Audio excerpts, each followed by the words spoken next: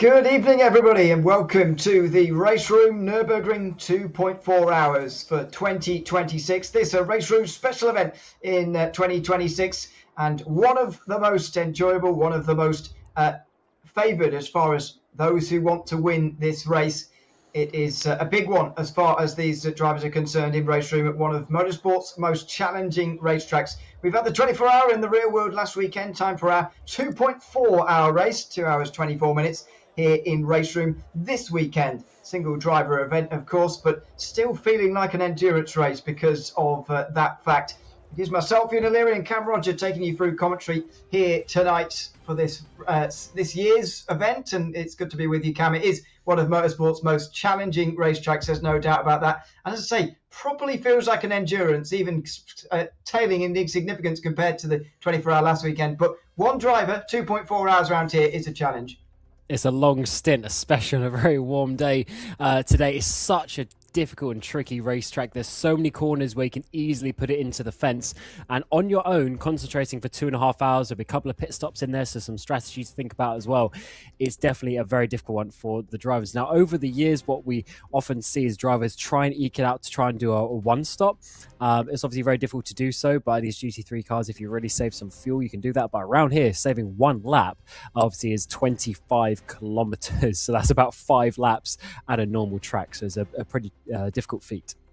Yeah, you do have to scale everything down, really, compared to a normal racetrack and so many of the other special events that we've had in the season gone past. All at sort of normal length circuits, if you like, normal Grand Prix circuits for the most part, right back to, Dubai, Daytona, the 24 hours that you see at the start of the season. They're normal circuits. Around here, you see 8-minute lap times, and you really just have to recalibrate your brain. But it's not just the length of this circuit, it's the technical challenge within the corners themselves as well that makes it so difficult. It's not like a Grand Prix circuit in the modern sense of lots of runoff on the side, lots of barriers away from the racetrack. That's not the case here. When you make an error around here, you certainly know about it.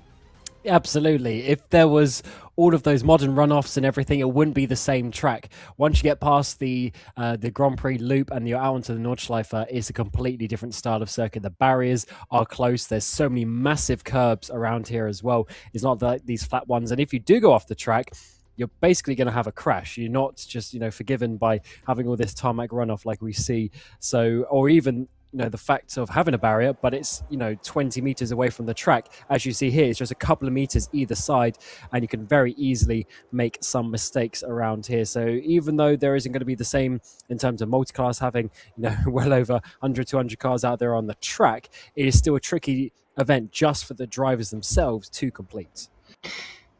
Yeah, it is absolutely, and it's going to be a challenge year on year that is returning once again in 2026. We've seen it many times in the past. It's not the first RaceRoom special event here at the Nürburgring 2.4 hours, that's for sure, but it is the latest of them. We look forward to it. Qualifying is coming in a moment, and that will be important in its own way. Often talking endurance racing that actually it isn't important, but you'd say around here that it probably is.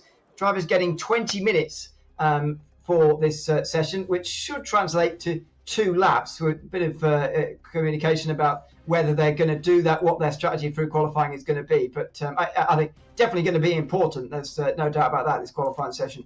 Yes, certainly. Overtaking, despite it being such a long track, overtaking is actually quite difficult because once you get onto that Nordschleife, there isn't really many straights as such. Of course, there's the run up to the Mut curve, which has quite a long run, but then it's really just you're waiting for the Döttinger Höhe to get a bit of a slipstream down there. But even then, it's so long, there's the opportunity for the driver to then re-overtake you and outbrake you into Tiergarten. So it's a very sort of difficult track in that regard. You do want that track position, and especially when we're going to see 20, 30 cars out there on the track. If you're starting back in 15th place, realistically it's going to be a struggle to win the race from there. So you do want to be up towards the front of the standings. As you say, generally with how RaceRoom works, once the session ends, that's it. So by the time with the 20 minutes they've gone out and done their lap, and then obviously their flying lap as well, it is going to be basically just a one-shot quali, which is quite a difficult situation. As you're saying, it's such a difficult circuit. If you just make one wrong mistake, even lose a second, that's going to be a big margin around here.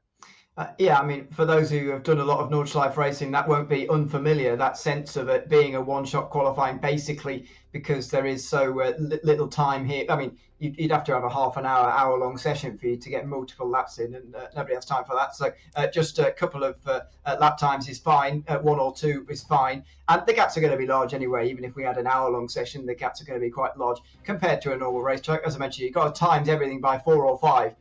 Really, to scale it down to a normal Grand Prix circuit.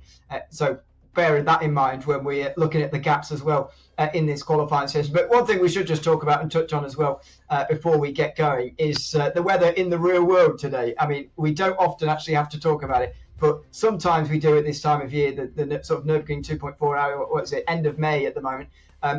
It's very warm in the UK. I know it's very warm actually across Europe at the moment. Obviously, it'd be different for each of these drivers. Some of them may not even be in Europe at the moment. But it's a very warm day, and it adds to that challenge. We were speaking earlier about the challenge of a 2.4-hour endurance race driving on your own. Anyway, it's a long stint. But, yeah, that just adds to the challenge as well. Certainly, all of these sort of special events, we end up getting into the summer. We end up with a situation where it's very hot, and that can always be a bit more draining on the drivers. Hopefully, they've got lots of water next to them for a basically a bit of a longer stint today. We are into that qualifying session, and then we will have to basically see who is going to be coming out on top. I'm very interested to work out how some of these drivers are going to go. There's a lot of names that we're used to and some that we're not. On the previous iteration of the championship, or the race I should say, last year was Latkovsky, who was able to come out on top. He's out there on the circuit today. The previous year in 24 was Ribeiro. Don't see him on the list at this moment, but Latkovsky coming to try and do 2 in a row. Yeah, and would be fantastic to see him do that if possible. As we continue to ride on board with Yasin Dunder here to get to the end of the opening Grand Prix lap. Now, because they start their laps actually, or because they spawn onto the racetrack just before the Tiergarten at the very end of the lap, they are actually going to be able to get in their 2 laps quite comfortably here, maybe even with a return back to the so-called pit lane, and then a run back again for a second lap time. But through the fast chicane at the end of the Grand Prix circuit, and now turning hard left onto the Nordschleife. This is where the real, not that the Grand Prix circuit isn't challenging in its own way and whatever, but it really is in the shadow of what is to come through the forest now for Dunder. And this is when it gets exciting. Through this first few kilometres down through Hatzenbach, etc. This is a real tricky section of circuits. It's left, right, use all of the curbs multiple times. You really have to get the car flowing over them, use all of that on that inside clip, and then work your way out onto the Nürburgring Höhe, which is pretty much the first time you get a rest around the Nordschleife, but it's not for too long, because then you have an incredibly fast section here where you're coming up the hill completely blind, and you want to stay as close to flat out as you can. Just a few kilometers of an hour just scrubbed off naturally as you work your way through, and now up to pretty much the fastest section of the circuit. Yeah, really high speed on the way towards the bottom end of the hill here, and then over the top of the hill, over the rise there through the left-hander at Schwedenkreuz before getting down on the brakes into Arenberg. And trying to get an exit out of here as well, because, well, it's not a straight down here through the Fuchsrohr. It is a long flat-out section, or you can make your way up the hill again. Another plunge uphill through Adnaufoss. It's not just the twists and the turns, it's the rises and falls as well. And here's the big one of them, over the blind crest there, having to slow down in time for the next chicane as well. It means that you can't actually go as fast as you feasibly could through that left-hander in isolation. You've got to immediately think about standing on the brakes. And then, after all of that, here's a weird thing about this circuit. There's so many to add to the list.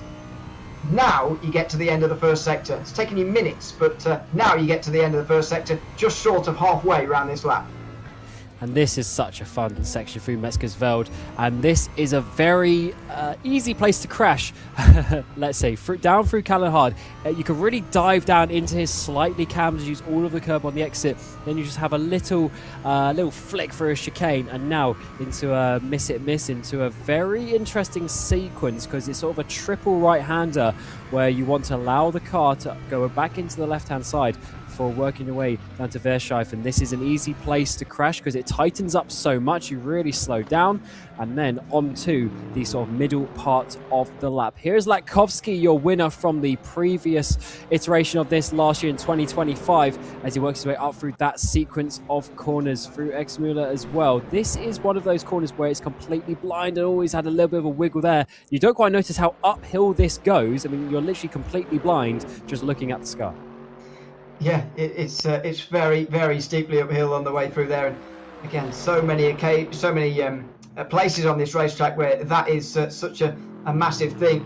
Slatkovsky now come through Bergwerk at the right-hander, and then another really long flat-out section. You mentioned that over the course of such a long lap, there are actually relatively few overtaking chances over the course of the circuit, despite it being so long. But this is one of them. It's a half chance, really. A big chance for a big slipstream on the run up the hill here towards the left-hander at the Muck-Curve. You've got to be dead alongside, though, and really you've got to be on the inside there as well. There's not too much that you can do from the outside. Latkovsky pretty comfortably through there in this qualifying session. And now in towards the Styles tracker and getting onto the brakes here, where previously they would have carried on up the hill back a very, very long time ago. They turn now into a right-handed hairpin pretty much in towards the most famous corner on the circuit. Always wondered, well, I suppose I know why it's the most famous. It is unusual, isn't it? But it's by far the least exciting corner on the circuit, the carousel. It depends what you mean by exciting, because there's always someone who goes in a bit too deep and then they come up out of the concrete. It's a very difficult one, but this is basically some of the best corners on the planet, to be honest. From Her Act here all the way back down to the Döttinger Höhe, this really is some of the best corners. It's left, right the whole way. You're working your way downhill now through Wipperman, through Eschbach, and then of course into the very important Brünchen corner a little bit of time as well. Here we are down coming through Eschbach now. This is such a tricky corner. It's so fast, so narrow. There's no runoff on the exit. And now in towards Brünchen. This, of course, the second part of it, YouTube corner. As everyone knows, it's so slippy there. That's why everyone crashes. Now up towards the ice curve. And this is a tricky one because, again, it tightens on the exit, which you don't always like. Pinches you in. Now down in towards Flansgarten. You see so many people crash here because it's very fast. You see 180 k's an hour, fourth gear, and then you're flat out on the exit through all of these crests, completely blind through here, but you hold it pinned as you do not want to lose any speed, working your way down through the Stefan Beloff S and towards the end of the lap.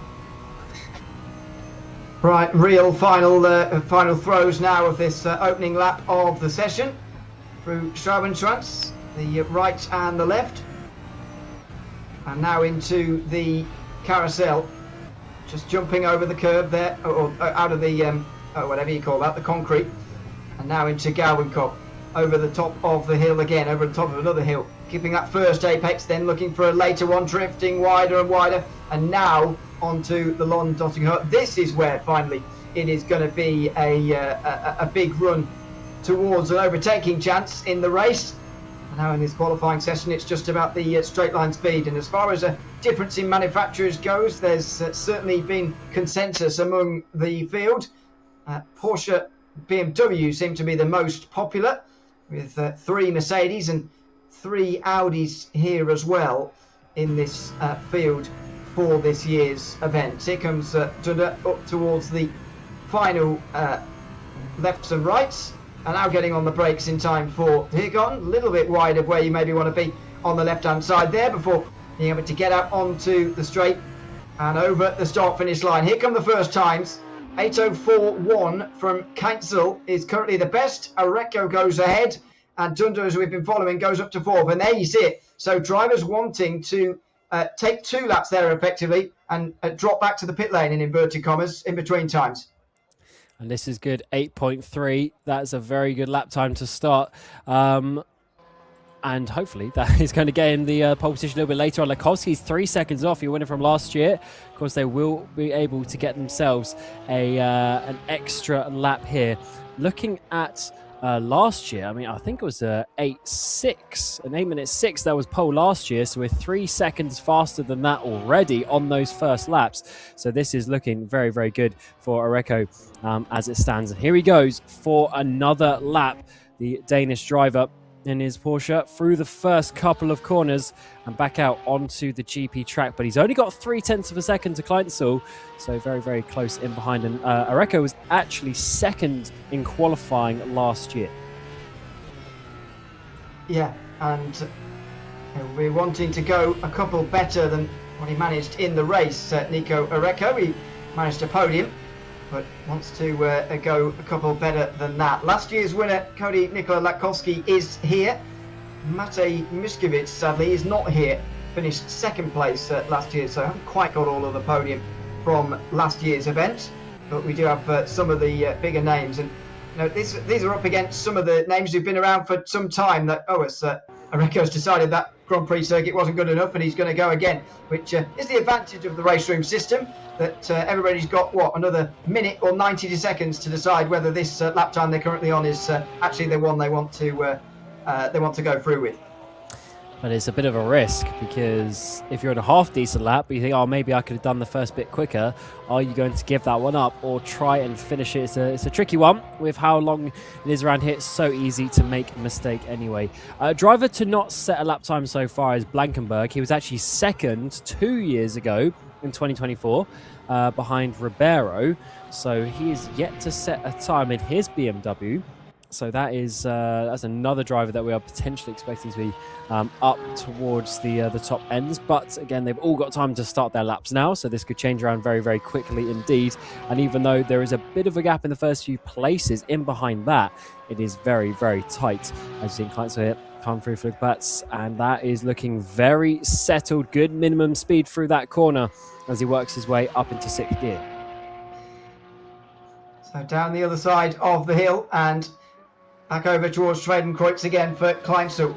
He was over the line before Areco, don't forget.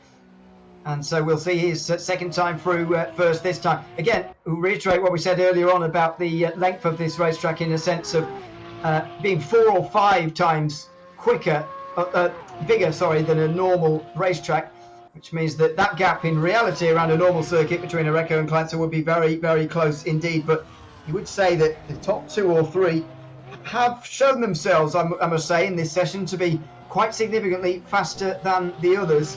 The Porsche 123, the closest of any other manufacturer, more than 2 seconds behind, is fairly significant really at any circuit.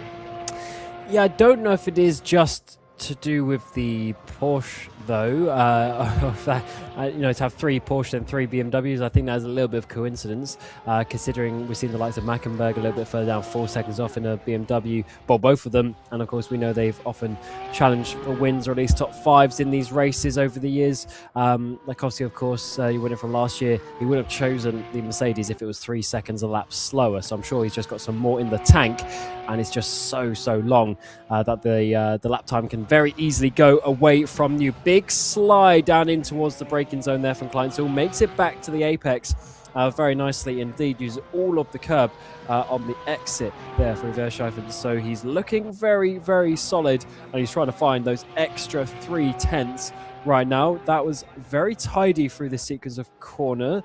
Now up the hill again. I think this is going to be another solid lap. It just depends if almost it's a little bit too clean from the laps that we've set so far. Here's Blankenberg yet to set a lap.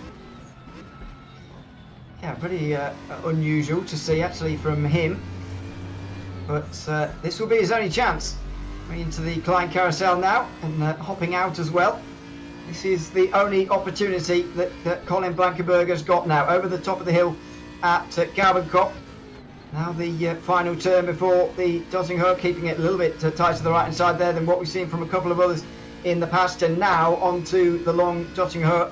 He is one of 6 drivers to have not set times so far of the 26 who seem to be entered into this, although I've been told that one is missing from that list. But maybe we'll see maybe they're not in that list anyway, but 26 should be in the field, and Blankenberg comes down the hill now towards the end of the lap.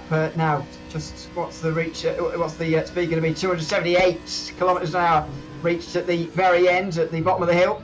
Now on the brakes for Tiergarten, and that final run towards the line. One of the most recognisable names from these RaceRoom special events over the course of these years. Colin Blankenberg coming towards the start-finish line. He's only going to be 16th, 7.6 seconds down on pole. That seems like a very long way. That's a significant margin. It's not always the exact mass, but let's say it's 5 times longer than a normal track. Even if you divide it by 5, it's going to be a second and a quarter, like 1.2 seconds or so off the pace. So definitely not as quick as he was maybe when he came second here a couple of years ago, but you never know what can happen in the race. Here's Kleinstl, currently second position, 3/10 off Areco. It's been a very solid lap from what we've seen so far through the corners. Once again through the ice curve, looking good and using all of the exit on the road there for working his way down to Flansgarten. This is looking to be a solid lap, but is it fast enough? 3/10 is really such a small margin. It's going to be mere a couple of meters at best by the time we get to the end of the lap, and he just needs to hold it absolutely flat. Looking at his minimum speed, just no lifting off the throttle there from Kleinstl. Absolutely none. And as I said earlier, he will be over the line before Areco, so this will be the next big time to come through as far as this qualifying session is concerned. More than 4 minutes in the session as it stands, but we won't need all of those. There's only one chance more for these guys to come across the line. He just grabs the grass there, coming through Galvenkopf, just on the way into that final turn before one of the longest run, well, the longest run on this straight, one of the longest runs you'll see anywhere in motorsport, and him just grabbing that grass might just really take away from this lap time coming up here. It's such a long straight. The momentum can be lost and you never get it back. I mean, look at it. He's basically at VMAX. He's even losing speed because you go up the hill here. It's very important to get the run because you can't go faster. So you just have to get to that top speed as quickly as you can. But Kleinstl down in towards Tiergarten. Is he going to be able to brake late enough to get this 0.3 of a second in towards this final chicane or so? It looks like he's had a pretty solid lap. Is it going to be enough? Areco is not able to go any faster. So is Kleinstl going to be able to do it up to 5th gear across the line? Is it second? Is it first? It is going to be first by 54 thousandths of a second. It looked like a solid lap and it was exactly the 0.4 of a second that he needed. But Areco is actually still out there on the circuit. And with 3 minutes left of the session, he's got time for this. He's got time to come back ahead of Kleinstl, and he only needs 0.5 of a second. There'll be some movement behind, but nobody seems to be coming close to these two. Cody Nikola Latkovsky, by far the best of the Mercedes in this session, but only goes to 4th, and that is concerning for this reigning champion because he's not, not anywhere near the pole here, and it's, I don't want to blame the Mercedes, but it isn't looking good for that as a manufacturer compared to the Porsche. The only thing for Latkovsky is he is actually faster than his pole position time last year. So is it those Porsches getting fast, or is it the field catching up to the ever-present Latkovsky? Always so good in all these RaceRoom special events. And here is Areco. 54 thousandths, that's all he needs to, well, I guess 55 is what he needs to regain his pole position. And he's looked good. So did Kleinstl, and 54 thousandths. I mean, we're down to inches right now, not even meters between these drivers over the course of 25 kilometers. That is remarkable as the two Porsches battle it out for pole. Here through the Kleinstl carousel, he's a little bit wiggly there through that sequence, but of course it's a long lap. Oh, what is he going to do coming here out onto the Döttinger Höhe though? Is it going to be a lot tidier? I think it was. But is it going to be enough to get that little bit of lap time? Doesn't need much, but could be very important. As I mentioned before, this qualifying session is going to be one of the more important as far as the endurance races of RaceRoom special events are concerned, because it is sometimes a bit difficult to overtake around here, certainly in big numbers. But Nico Areco is looking good and didn't have that late mistake, of course. Kleinzel will have had that slight wide moment through Galvenkop. Areco now on the brakes in towards the final corners. Needs to find 54 thousandths of a second. Can he do it as he runs up towards the line? Nico Areco looking for pole here at the Nürburgring. Oh, and he's got it. 1.3 seconds.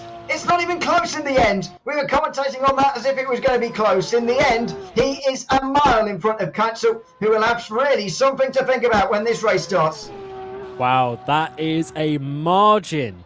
I mean, that's 3 seconds to third position of Coughlin as it stands. Coughlin is out there and also in a Porsche. He goes a little bit wide there. Not exactly the line that he would have wanted to take, but is he going to be doing anything? Because now he has a big gap to fill. No, that's the end of the session, and it is going to be a pole position there for Areco in dominant fashion. Kleinzel did his best. Unfortunately, will have to settle for that second position. And not only that, but a huge margin, a huge margin back to the rest, which I think is the most startling thing about this. Some real thinking to do for the rest of the field as the Nico Areco tries to go better than what he managed in the Porsche last year. He was the best of the Porsches in the field 1 year ago, beaten by Cody Nicol-Latkowski and Matej Miskovic, who were both in the Audi last year. But Areco sticking with the Porsche and going quickly in this qualifying session. As far as other surprises are concerned, I think maybe Cody Nicol-Latkowski being so far down is perhaps one of them, but he's not that far away really at the moment. The Mackenberg brothers, 11th and 13th at the moment, is a pretty long way back. But other than that, yeah, I mean, it's going to be maybe a 2-horse race, maybe even a 1-horse race with that qualifying session the way it looks. That is, yeah, I mean, that's very true. If he's got that speed in the race as well, that is going to be quite something to overcome. I mean, we are going to be looking, what's it going to be? He's going to be in the region about 20, early 20 laps that we're going to be doing around here. So if he's over a second quicker. But here we are to the race start. Here we go. 2.4 hours here at the Nürburgring. As we come up towards the start-finish line, Nico Areco on the pole with that brilliant lap in qualifying set to get us underway, and we are green in front of Kleinzel in second position, and Ferdinand Coughlin looking for a move down the inside as well at turn number 1. It's Porsches all over the front, and it's side-to-side contact as Cody Nicol-Latkowski, defending his title this season, looking to try and get up to third here. Oh, a bit of a slide in the background. That was Eichberger maybe just slipping down a little bit, having a slide coming out of turn number 2 as they all look for defensive shapes on the way towards turn 3 as well. That's Blankenberg going round the outside of Snow Lake there in towards the left-hander and slipping straight through. Nicely done from him. Clean start across the board. Latkowski still looking for this lead over Coughlin at the moment. Coughlin able to stay in front just about in third position. It's Porsche 1, 2, 3. Cody Nicol-Latkowski understanding the importance of this early on, challenging for the race lead, or at least for third place on this opening lap. And Duda was one of the ones making a move in the Audi. Yeah, I think it was Eichberger who was one dropping down on the exit of that first chicane. And Latkowski looking to the inside as we come out onto the back straight, but not quite enough. There's Bo Dixon having a big send up the inside of Stahl. After I don't think he really set a proper lap time in the qualifying. He's down in P20. Is Coughlin. He needs to hold on to the top 2, but he also wants to fight this for third position. As we see Latkowski get close and close to the end of the GP loop. He's definitely the faster driver as it stands. A big send down the inside onto the Nordschleife, not quite this time around, so he's going to have to sit in. And the reason why he's been so aggressive is because for now, it's going to become a little bit more difficult to slide your way through. It is for the next few moments. Latkowski trailing Coughlin. trailing Keitzel, trailing Areco as they come onto the Nordschleife for the first time. Grottin, the first of the BMWs, is next in line, but first the BMW M4s, I should say. There's one or two Z4s I saw a little bit further down the field. The Mackenbergs are up to 10th and 11th in front of Blankenberg, who we saw making up places early on as well. But there's the look back from Areco. Good start from him. Didn't let anybody get in front of him, but Keitzel so far sticking with him nicely and will hopefully try and do the same as he continues on in this early part of the race, because otherwise it could be very, very difficult to stick with Areco if he gets out to an early lead. And the important thing for him is that he got the pole position by a big margin, which to us it doesn't matter. He could have got it by 1,000th of a second or 3 seconds. It doesn't matter. He's got the pole position. But what is important with the gap is that that'll give him the confidence coming into the race that he knows he has some good speed in that one. As we see Rob Fan here, the French driver, to the outside trying to make it. Oh my word, can he keep it on the track? He's onto the grass, down in towards Orenburg. That was a tricky one. He's kept it back on the track, and Sean Lackey is going to be dropping backwards down the field. But what a move from Fan. Yeah, indeed. Over the top of the hill. Oh, wow, slide from Keitzel as well. Just in behind Areco there as they come through Adenauer Forest for the first time. And they're already starting to build a gap over Coughlin, who's down in third place. Then Cody Nikolakowski and Grotte, the first top 5 here, but it's a big moment over through Schredenkreuz. And to be fair, when you go off like that, when you get in the grass round here, we spoke about it earlier, there's very rare occasions where you're able to do anything about it.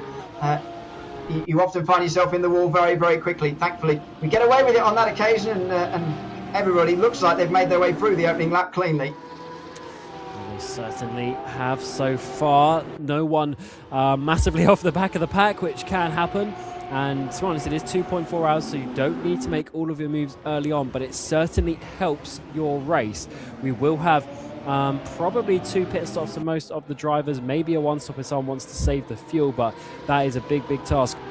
So realistically, it's going to be a couple of stops today. We will have 7 or 8 laps on the stint as well by the time we get to that. And I don't think anyone is going to be saving fuel at the front here, though. It looks like they are pushing hard to get away from the pack. Yeah, they certainly are. In the background, you can see Latkowski having a look towards Bergwerk, and he thought about going down the inside there, but couldn't quite do it on Coughlin, who stays in front now. But though this is the first sort of half opportunity for there to be a move here into third place, and Nikola Latkowski is surely going to see this as a almost must overtake. If he wants to win this race, he cannot afford those 2 out front to get very far in front. So he gets into the slipstream, he closes some more. I'm not sure he's going to be able to manage it. Let's see though, further behind, no he doesn't, further behind, Visser and Alex here side by side. Jono Visser to the inside, that's how it's done. You've got to be a long way alongside, and then, well, pretty much have your nose in front, to be honest, on the inside. Otherwise, you're going to find it very difficult to make a move through that fast left-hander. Yeah, Mutkova, bravery corner, and that was brave from Visser. What a move for 8th position. He really had to send that one. Alex wasn't giving up easy, but in the end, he was able to get his green BMW up into that 8th position. Alex now right on the back of him. They pulled away a little bit by a second or so from the Mackenberg brothers, who are a little bit further behind, as they've also got Blankenberg in the Z4 trying to work their way through. I think Blankenberg might have made the move. I'm not quite had to back out of that one as they work their way up towards her act. But Blankenberg is now slicing through the field after struggling a little bit in qualifying, but now showing the race pace that he had. He must have made a mistake qualifying to be sort of 8 or so seconds off the pole position in the end, but now is challenging the top 10. As will be a significant achievement to finish in the top 10 here. That was a change of position there for Mackenberg and Blankenberg. Oh, and there's been trouble here. Oh, and a spin for Sven Mackenberg. He spins over the top of the crest there, and he cannot reverse out of here because there's an on-rushing of cars that's going to drop him all the way down to 26th. Opening laps are always where you do not want an incident because it will drop you so far down, and Sven Mackenberg, one of the most experienced and long-time top RaceRoom drivers, has been in the wall, and he's got a fairly sizable hole in the front end of that BMW as well. Now, as on the exit of Wipperman, I wonder if there was contact with Blankenberg. They were fighting hard all the way up through her act, etc., then coming back down the hill. But in the end, he was the one who ended up in the barrier. Colin Blankenberg, therefore, is in P11 behind now Marvin Mackenberg, but a couple of seconds behind after that contact. Now need to try and work their way up. Alex has got Weiser back for 8th position in all of that. So after a really brave move from Weiser, it looks like it's going to be Alex who's now back out on top. I wonder where he's done that. Down the hill is not a place where you want to be making an overtake, but somehow Alex works his way back through. Out through Gavin-Kopf and over towards the Döttinger Höhe. So here we go. First long run down this long back straight towards the start-finish line. And already a change for second. Coughlin past Kitefell, and Nico Areco is going to get a huge advantage after this. Blankenberg in the Z4 is defending from these guys in this group. Side by side between Roth and Del Rio, and behind Grunt and Tarrant. They're about to go side by side, but look at the run from Grunt here on the way in the BMW. He might get past both of the Audis here. Under the Bilstein Bridge, he might well do. There he goes, inside line and with his nose in front. Now he's going to get himself through. 12th place for Grunt. What a great move. Renato Del Rio gets, and he's going to fight back, in fact. Del Rio back to 12th. He fights back and back into 12th, but no, there's contact. They're 3 wide off the corner. Goodness me, you do see this too often at the start of a long race like this one. But Del Rio on the inside is surely going to hold the positional advantage now. Roth is looking where to go, who to follow. How do I make myself heard here? He looks down the inside for turn number 1. Through the middle, the BMW is going to get smashed out of it after taking 3 positions in one go. Now he's lost 3 places and he's actually going further backwards. That's Fan going down the inside and through on Grunt, who initially was up to 12th, all the way now back to 16th again in one big battle. Exceptional racing here to end the first lap. What an amazing way. I mean, we've now seen Bo Dixon get on the back of Grunt. I should say, he probably would have thought that he was able to get 3 positions or so. It was NASCAR style down through Tiergarten, but in the end, they will go back to single file racing down towards the bottom end of the GP loops. A little bit wide there from Fan in the background, so I think Grunt is going to be thinking about getting the run up towards the Schumacher S, but not this time around. But what racing we have here for the RaceRoom Nürburgring 2.4 hours. And these drivers are fighting as if they've got the whole 24, but let's see how it's going to end. These guys, what they're doing right now is just trying to position themselves while everyone is still so close. They're trying to get a good position. They're not waiting for that because they know once it spreads out a little bit, it's going to be a little bit more difficult. But fair play for Grun there, trying the difficult move. But now it's all eyes to his mirrors as Bo Dixon there in the Porsche is getting close. His homing interview in the background from this shot from Andreas Grunt, who will hope that the positions being lost is over for him now and he can start to gain some places, but easier said than done as they head their way onto the Nordschleife again. We see it so often in these longer endurance races, don't we? But the battle for the lead may not be all out, all guns blazing, all overtakes all the time, but there's certainly going to be some battles down the field that are going to be like that, and this one may be our one for this race. Blankenberg has not quite got himself removed from this yet, and because he's in a Z4, I first of all will take my hat off to him, but second of all, he might well struggle, be working against the forces of that car, and at the moment, quite a train is being created, actually not by him, but he's not far away from a huge group, which might be our primary entertainment through this race. Yeah, behind Blankenberg, there's about 8 or 9 drivers within the next 3 seconds. So, all the way from Del Rio down towards Stahl and P20. So that is a whole host of cars that are trying to get through on each other. We're seeing Chantlaki here, and in front of him a few drivers. This is Bo Dixon there in the blue and green Porsche, now trying to go to the outside into Arenberg, but that is covered off by Grun, who's able to just hold that on the brakes. But look at this, it is a big train. It is so difficult. You make one mistake and you are losing multiple positions, which will really hinder your race. That is why they are pushing so hard, because they want to stay at the front of these trains. This is basically for the back end of the top 10 effectively. So even though Bo Dixon's looking at his leaderboard, he's seen P17, but realistically there is the hopes of a top 10 at the front of this battle. Exactly.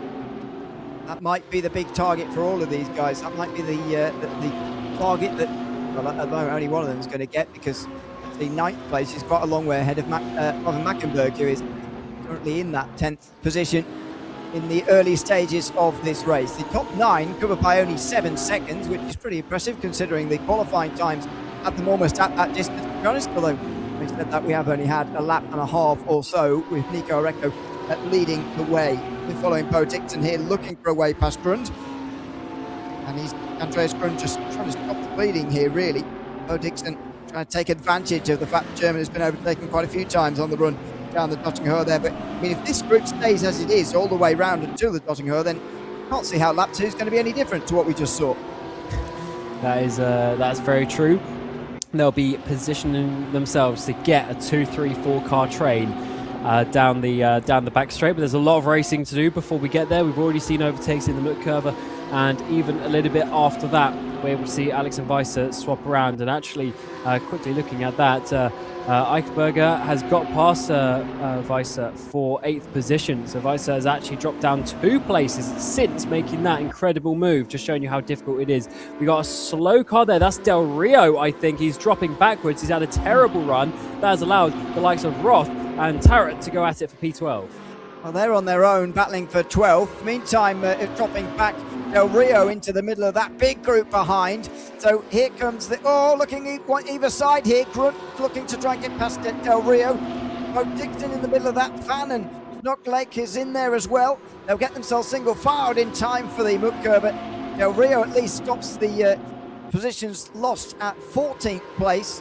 Grund can't get himself past him. Fan, though, overtaken by Grund and Bo Dixon. And they all have a little look on the way towards this right-handed hairpin, but no moves. This, by the way, extends all the way down to 20th. And there's a bit of side-by-side again up in front here as Tarrant tries again to go around the outside of Roth, but into the carousel. That's never going to work. And they stay single file through here. What an exciting battle this has been so far. But a mistake and a spin. Snocklake is going to go around. And it was a knock-on effect from the fact that Fan in front just got out the carousel, got a little bit unsettled, and Snocklake has trouble through the carousel as well. He's single file through there, and there's absolutely no way that he would have been able to avoid that one. They're bumper to bumper, any little hindrance from the car ahead, and you are unfortunately getting rear-ended. That's exactly what happened there. Fan is okay though, he's there in P17, but unfortunately for Snocklake, he is now dropping down into 22nd position, and that takes him out of some contention for some good finishing positions today. As we go back to Grund, he's now in P15, right in behind Del Rio in the R8 as they work their way now through YouTube corner and up towards the ice curve. Looking ahead, they still got a couple of cars there, so we are going to be able to get a nice little slipstream. Bo Dixon is right on his back bumper as well. Yeah, he is. I mean, this group is just refusing to split apart early on in this race. Fantastic for us to watch, and I'm sure it will be on the way to the Döttinger Höhe this time round as well. 2 laps complete. The gap out front, here it is. A second and a half or so over Keitzel and Coughlin, who are 2nd and 3rd. It very much looks like a Porsche day. 1, 2 and 3 for Porsche. And last year's winner, Cody Nikola Lakowski, nowhere to be seen in the best of the 3 Mercedes. Only 3 Mercedes. Dunder is in the first of the Audis. Only one inside the top 10. A load of BMWs make up the back end of the top 10, where they'll be fighting pretty hard. But I'm looking forward to seeing this group more than anything, to be honest. Oh, goodness me. Andreas Grund with a big slide through Calvinkopf. And that is one of the worst places to have a slide such as that as you're coming on the Döttinger Höhe, because here comes Bo Dixon. He's right there anyway, but now he's got an even bigger invitation to go through, and he'll say thank you very much. Side by side between the two of them, not quite as mad as it was this time last lap on the run towards the Tiergarten, but it's going to be a big advantage for Fan, who's going to just close in on both of them and perhaps take them both. No, he's going to push Bo Dixon. The 2 Porsches wanting to get through on the BMW, and the buck drafting is effective. Fan gets Bo Dixon in front, and Grund can't do anything. Not that he would have been able to anyway, because his mistake there through Calvinkopf was the thing that was fatal for him, really. That's amazing. Again, 5 or 6 car lengths coming down the hill there, just showing you how important that is. Coughlin also second position. He was able to slipstream past Kleinsel coming down the Döttinger Höhe, and in the end was able to hold it on the brakes. So that is now Kleinsel down to third, but they are still within 1.5 seconds of the lead. Here is Grund. He's on the inside, and we're going to have Fan round the outside, as that is very wide there by Grund. Fan's going to get past, and out of all of this, we're actually Bo Dixon has gone. Bo Dixon, he must have spun or something. He's in P25, dropping down very, very rapidly indeed. Is he in the pit lane, or has he had a spin at the final corner? Something has gone on for Dixon, absolutely. Continuing to drop time as we speak. Might have disappeared entirely here. We'll wait and find out, I suppose. Might have had some connection problems or something. Oh no, he's gotten himself back now. Maybe it was just a spin or so, but dropped him all the way down to 25th. Only Sven Mackenberg behind him, 3.5 minutes behind the overall race leader, that is. So we're about 2.5 minutes behind Dixon now. And that's because of the contact on lap number 1 that gave Sven Mackenberg some fairly severe damage. A look left and right from Stosser there on Sven Snocklake, who we join here, just behind Misch, who is an endless source of entertainment for us, as we know. We'll see where he can get to today, but 18th position at the moment in this group of 5. You can see behind, still plenty of groups around, although that one for 12th or 11th earlier on that we were enjoying is starting to fade away just slightly. It was never going to last forever. There was too many cars in there. That is for sure, as we're seeing Snocklake here. So he's got Misch in front of him. Misch has the yellow rear wing. Snocklake has the black rear wing. That's the only real way to determine those two cars. And Stosser, of course, is in the BMW behind, so quite a bit different, as we have a 3-car battle now starting the Nordschleife. Misch is 4 seconds off the next car of Stahl in the Mercedes, so they got a little bit of work to do as we're now starting the 3rd lap of this race, and they need to be trying to keep it clean and catching up to those guys. There's a big battle up ahead, so Stahl, Grund, Fan, etc. They've also got Del Rio just up ahead, so there's a lot of positions up for grabs if they can bridge that gap. Indeed. There is, and there's plenty of time left to do it as well. 2 hours, 4 minutes still remaining of the RaceRoom Nürburgring 2.4 hours here this afternoon. Here comes Snocklake now on Misch, who just slightly deviating his line there as he held the inside on the left there towards Schwedenkreuz. He's on the outside, Snocklake, and that's a very, very long way around. We've already seen how that can nearly go wrong. He's actually forced on the defensive from Stosser, who was looking to take advantage of the hesitance from his compatriot. In the end, Snocklake able to stay ahead. Stosser couldn't quite take advantage on the way down towards Arenberg, but that has proven to be a sort of half overtaking chance so far in these 3 laps. It certainly has. We haven't seen any proper opportunity, but it is a hard braking zone and just about wide enough. But I think the main point is that you have the really difficult corner of Schwedenkreuz just before that, where if the driver has a bit of a wobble, that of course opens up the opportunity for you to gain some time down on the brakes. But it is such a tricky corner, a bit of a lift off, maybe a dab of the brakes for these drivers. So that's way too wide there for Stosser, but I was able to gather it up on the exit of Metzgersfeld, and now down for this next sequence of corners. They've got a few cars coming in behind, so that's McGarry and Norms have now made this a 5-car battle. They're all joining in here, those at the back end of the field. Oh, that's wide from Misch. Oh, and he's just about kept it on the road. You don't often see that through Miss Hit Miss.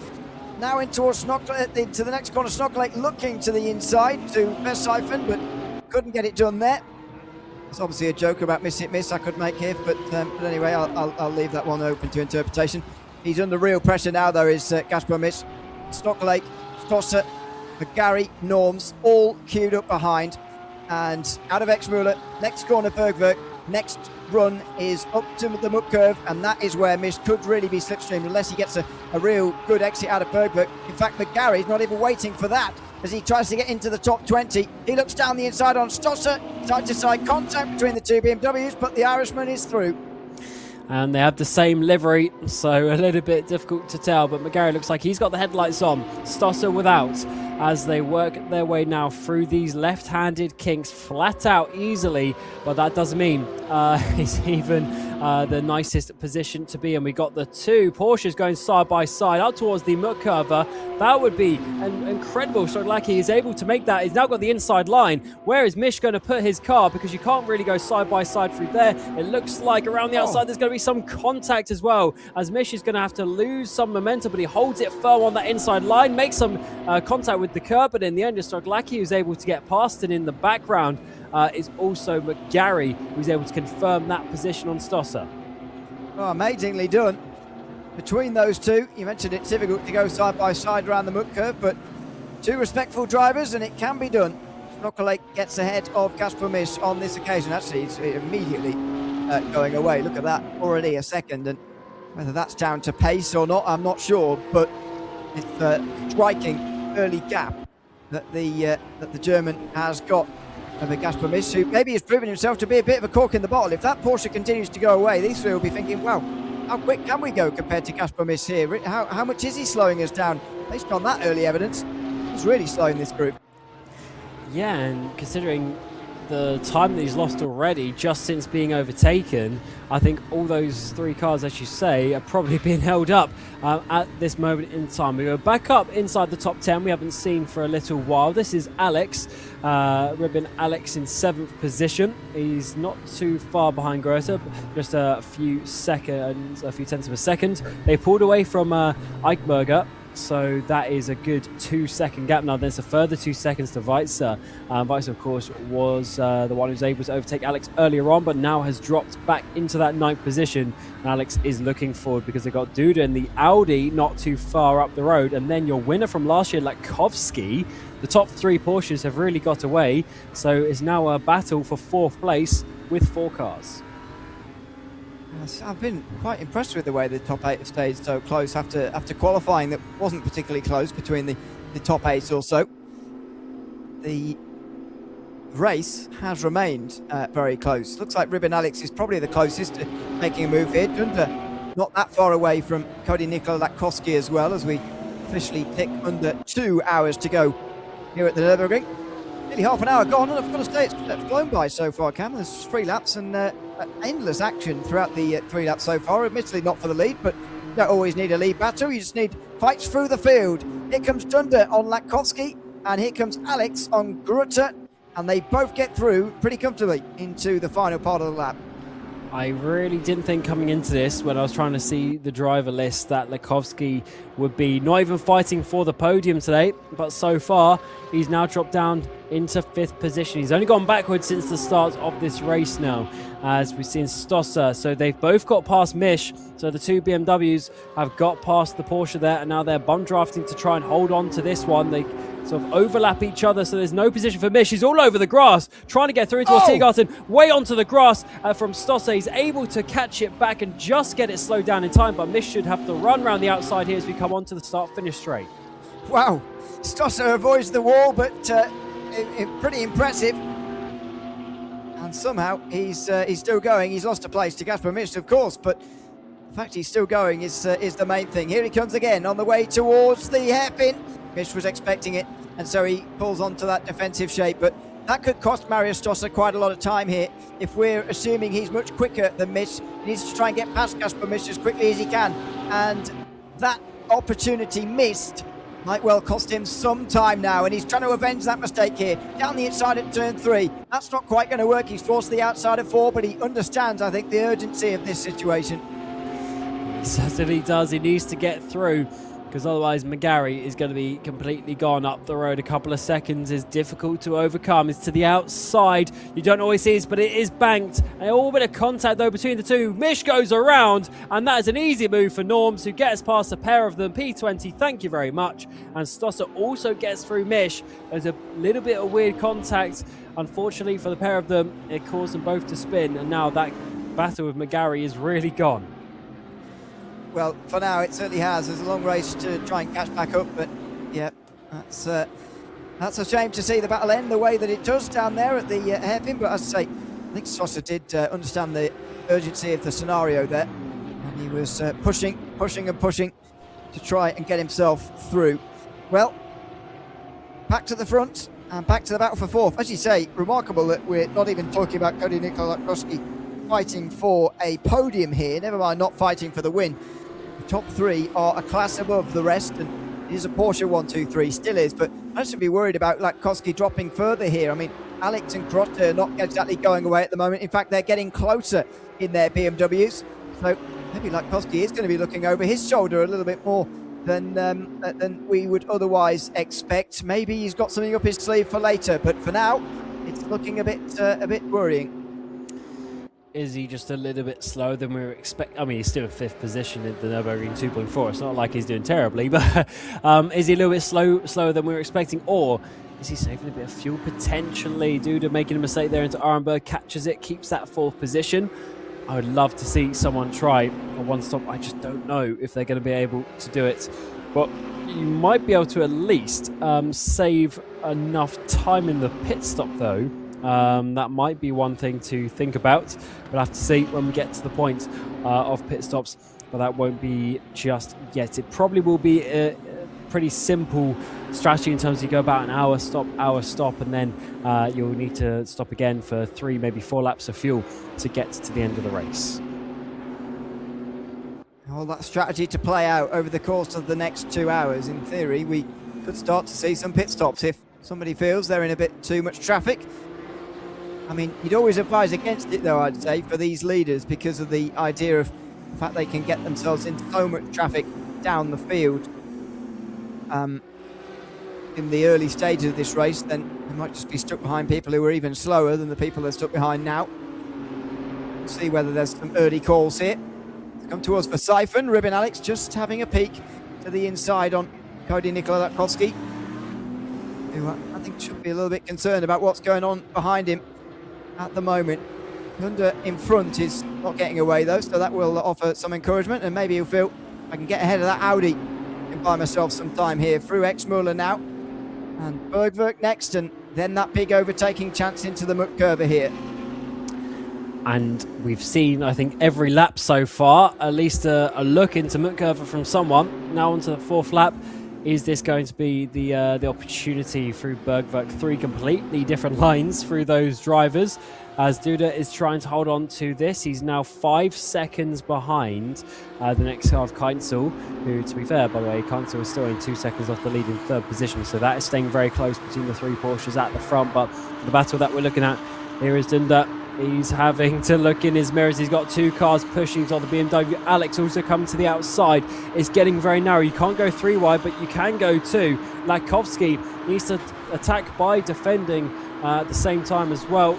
No moves into the muck curve this time around. Latkowski being very smart, doing enough just to hold on from that position as well. Hits the curb a little bit too much, so he has to defend in towards the braking zone, but he should have that one stuck and up towards the carousel. They should be in the same position. They are indeed, and might remain that way until the long run down the Döttinger Höhe now at the very end of this lap. Now, Grotter in behind has not exactly been able to stay with these guys, which is interesting, because initially he was keeping Ribbon Alex behind, and while that was happening, he was catching up to these 2. So suggesting that at the very least those two were sort of similar on speed, but actually Grotter not able to go with Ribbon Alex here as he's caught up to Latkowski and Thunder. It remains just a 3-driver group. Here's Clemens Keinzel, who's behind Ferdinand Coughlin now. They are just less than 2 seconds off of Nico Areco, who's not extending his sort of qualifying gap every lap. However, he's slowly pulling a margin here, which is perhaps even more demoralising for the others, as Del Rio has trouble over at Horak. Certainly does. Big front end damage there, missing the front bumper. He gets back out in front of Stahl. Is there going to be further damage and further time lost? I would assume so. Yes, he's way offline, and that is very awkward for Shonalaki, who's coming back through the field, and Star losing some time as well. But I think for Del Rio, we already saw him having some wobbles the previous lap, I believe it was already, and that is just going to add insult to injury in that regard. So the Italian dropping down into 18th position. He has got back going into some sort of consistency, but let's see if that gap is going to just increase a little bit more. He's got 6 seconds to McGarry, though, for the next position. Some quite a big gap there. But, I imagine it will be pit stop this time around for Del Rio. Here's the run to the Döttinger Höhe again for the leaders. Kainzel just behind Coughlin. Now, if they work together here, maybe a bit of bump drafting. Maybe they could work on getting a bit closer to Oregon. Maybe this race is going to be a little bit unusual, a little bit different if they can indeed manage that. Further behind in this group, there's certainly going to be some changes. Ribin Alex is very close behind Cody Nikola Latkowski here, and surely he is on his way through. Moves through to the left-hand side now. Going to get into the side draft. Well, as soon as he pulls out there, he's going nowhere. So maybe the Mercedes having an advantage in a straight line is why he's chosen it here. Kainzel can't get past Coughlin. He purposely staying out of the slipstream there. But here comes Latkowski. He was getting the slipstream of Dunder, so maybe that was helping him along. Ribin Alex happy to settle for just the one place gained at the expense of staying behind Latkowski for a little while longer. That push draft is so important, isn't it? If you get a driver behind you, you're easily both overtaking the car in front. And talking of that, it's Kainzel to the outside of Coughlin. Coughlin's been there for a couple of laps, and now Kainzel, your second position in qualifying, is looking to retake that position. Not this time around, though. Here's Shonalaki. We just seen him go on the back of Strahl after Strahl was held up a bit by Del Rio's spin. And Del Rio is losing still quite a bit of time, but down in towards Tiergarten, no, they don't do that. In towards turn one, though, Latkowski, Alex, Dunder, they were all swapping around a little bit. Latkowski's regained that fourth position in the end, but here is Dunder trying to regain that position that he lost at the final corner. Unfortunately, I don't think he's going to quite have the right line nose to the outside there down the hill, so that's not going to work out. So Alex is held on into that fifth place, but Alex is slowly working his way forward, and that would be another position confirmed in towards the hairpin. It looks like he's going to hold on to that fifth place. You'd say that he's probably favourite to move through to fourth as well next lap around. He might have to wait all the way until the Döttinger Höhe next lap around. However, I think he looks pretty fast behind Cody Nikola Latkowski here, and looks odds on to take fourth place here. But here's Renato Del Rio into the pit lane in the meantime. And so far, thankfully, we've got nobody retired from this race, but we have had a couple of issues, and Van Mackenberg, Renato Del Rio, the primary among them, getting damage here this afternoon. Look what's happening behind in this group. Dunder is, of course, still here, but Grotcher not too far away, and Iceberger's not that far away either now. So this could become a really large group if these guys still keep fighting. And I mean, they might say, well, the podium guys are sort of away now. We don't have to worry about them. This is a battle for sort of best of the rest here, and there's more and more joining the fight. The more they've battled, of course, that's allowed the top three to get away even more. Originally, a lap or so ago, fourth position was about 7 seconds off lead. Now they're 10, so they have lost some seconds with this battle. So that's almost confirmed it, but therefore that makes this fourth position even more special. I'm surprised that Latkowski was able to regain it, to be honest. I thought he was going to be going backwards after the sort of downwards trajectory we saw in the first couple of laps of this race, but now on towards lap 5, he's looking a lot stronger. The problem for him is that it's about a 4 or 5 car battle with Alex Dunder, Grota, even Eichberger just on the back of them as well, and a further BMW in 8th position, just the back of Schott. So it's not going to be easy here, as we've seen Alex big lift off there through Flugplatz. Much lower minimum speed than we saw in the qualifying session, but it is enough to basically get the run. And this is Trading Cross, an amazing overtaking opportunity if you can get down the inside, which he's trying to do. And this is amazing from Latkowski, giving him the space on the inside, because that's going to open up the door to have the inside line for Arenberg, and he should just about be able to hold on to that. Great racing between the two. Latkowski, knowing that staying on the outside there gave him the inside for the next turn, and he says, well, that is where I want to be. And he stays in front of Ribin Alex through that great bit of defending, and he can keep it all the way down the Fuchsrow as well, as it's so narrow in those small bends to the left and the right.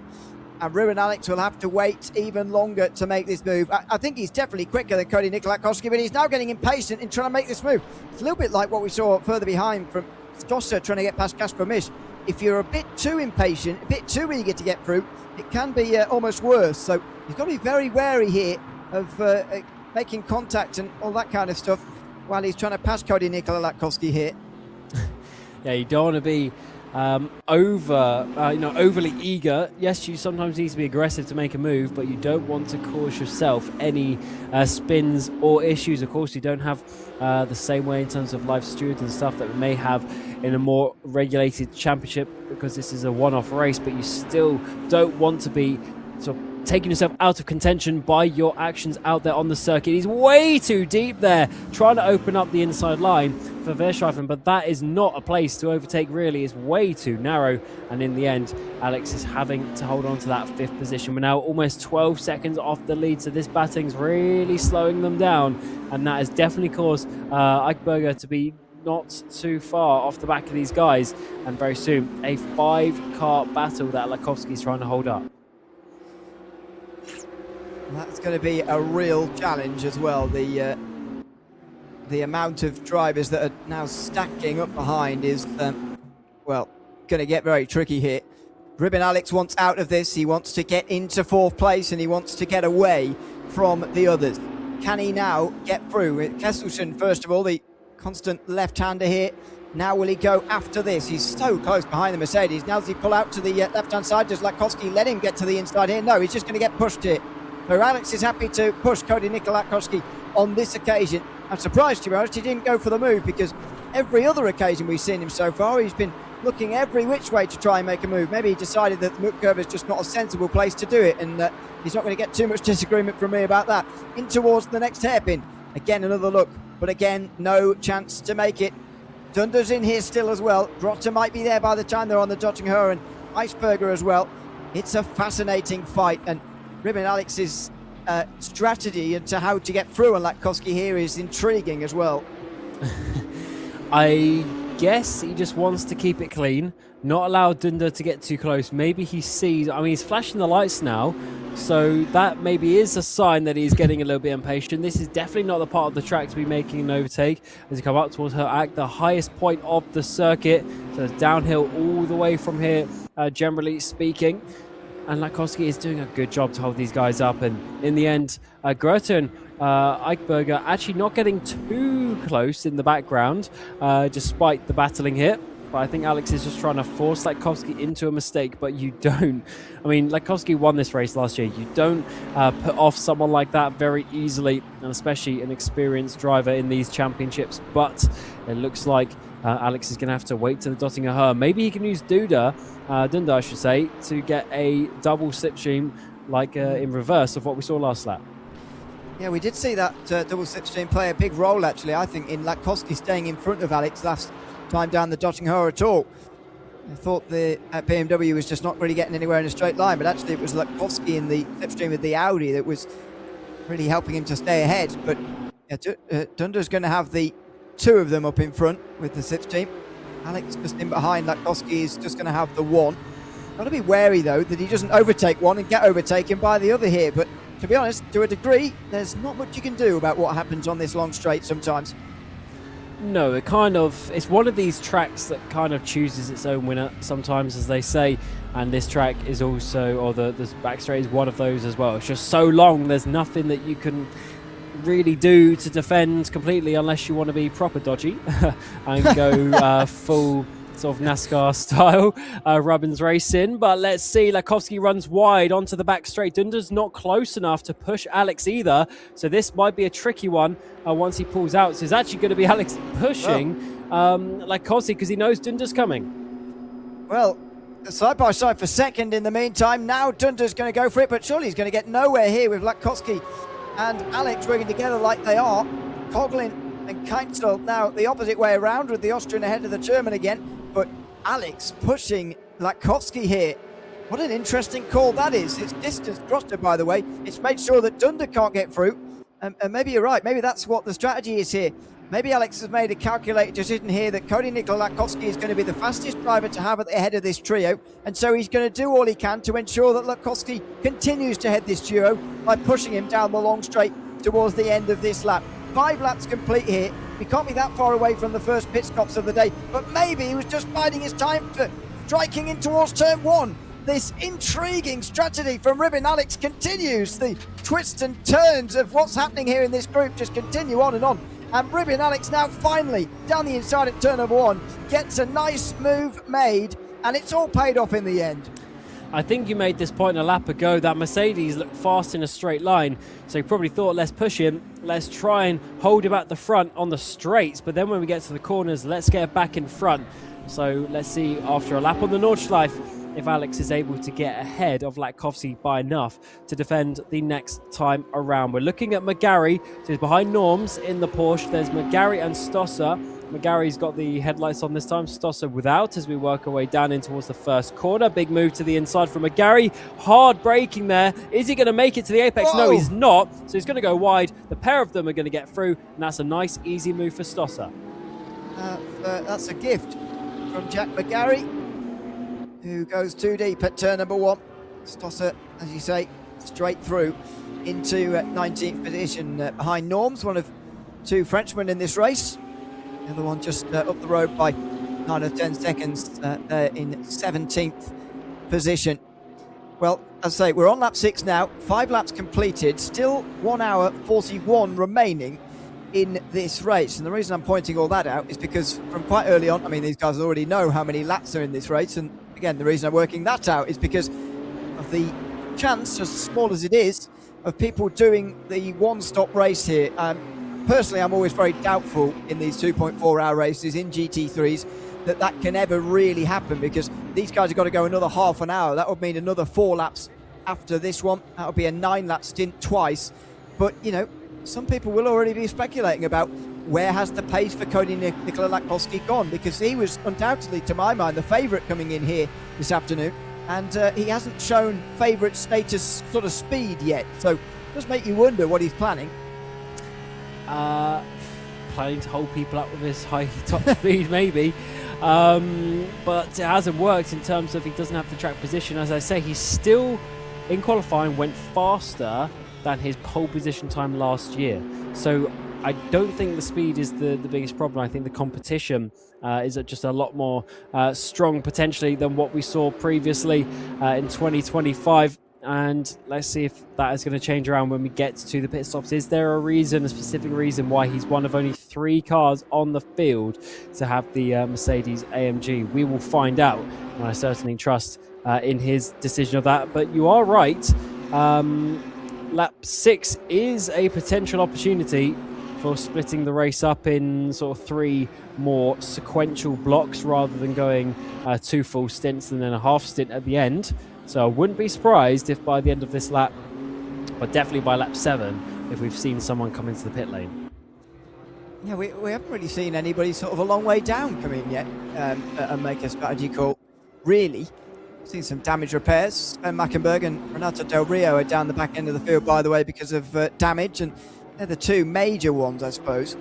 But yeah, it's been a quiet day for the pit stops so far through the first 5 laps of this race. Maybe lap number 6 and we'll start to see a few more. But if you look at these guys where they are now, you might think, well, especially Alex earlier, Ribin Alex, who was stuck behind some people, why did he come in? But look down the field, there's quite a lot of groups that he could have landed himself in, and they would have been going even slower than what this group is right now. So it does make people want to stay out for pretty much as long as possible, and maybe that is what we're going to see here. Maybe a very busy pit lane coming up in a short while, because we're 45 minutes into this race, more than. And that should mean that in the next couple of laps, everybody will have to make a pit stop, I'm sure, or most people will have made a pit stop by the beginning of lap number 8, you would say. And on those occasions, I'm imagining pit lane going to get very busy. It certainly will, because with the lap being so long, it's basically most likely that everyone's going to pit on the same lap, because to save that lap of fuel is very, very difficult compared to, if a track is only 4 kilometers long, it's kind of understanding that you'd be able to save that. But if we're 5 times longer than that, or even more, then really saving 5 laps in a 1-hour GT3 stint is very unusual. So yeah, I would be surprised if we saw some drivers doing that, but you never know. So most drivers will pit on the same lap, whichever lap that ends up being. It just depends if someone wants to go a little bit different and try something on the strategy. Of course, they'll be taking the new tyres as well, which will be helping them on with that lap speed, as well as the fresh tank of fuel as well. Recco still leads at the front with Kleinstall and Coughlin, the top 3 as it stands. They're 3 Porsches, but from 3 different countries, and they're only 3 seconds apart as it stands. They've really pulled away from this battle with Alex at the front. Oh dear, Marius Stoss has been involved in all sorts so far this afternoon, hasn't he? And looking again for a move, this time on norms for 18th position. Seems that the pass into the muck curve has been one of the lesser favoured of the race so far. Stoss stays where he is. You can see the movers and shakers up and down the field, those 2 incidents that I told you about. Colin Blankenberg, the one who's moved up furthest. He's up to 12th place now, and he's not been around anybody for a while. Grund is just over or under 2 seconds behind him. It's been an impressive drive from Blankenberg so far to get up into 12th, and he's managed all that in just 45 minutes or so, which is impressive going, but nearly 50 seconds off of the lead of Nico Areco. You mentioned the top 3 are all staying where they are. They're all in the Porsches, 3 different nations represented, but I've got to say, a much closer race than what qualifying would have tried to present would happen. That is very true. I mean, even inside the top 10, you know, we saw some differences of 3-4 seconds a lap. So for them to only be, you know, the top 8 is only within 20 seconds of each other.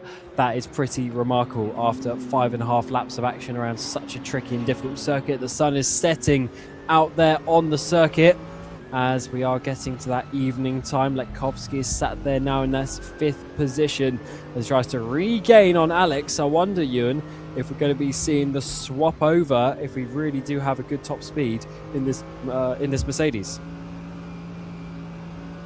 Yeah, what's the actual straight line speed looking like here? Because I think, you know, was it just the fact he was in behind that Audi before when Alex was really struggling to get past?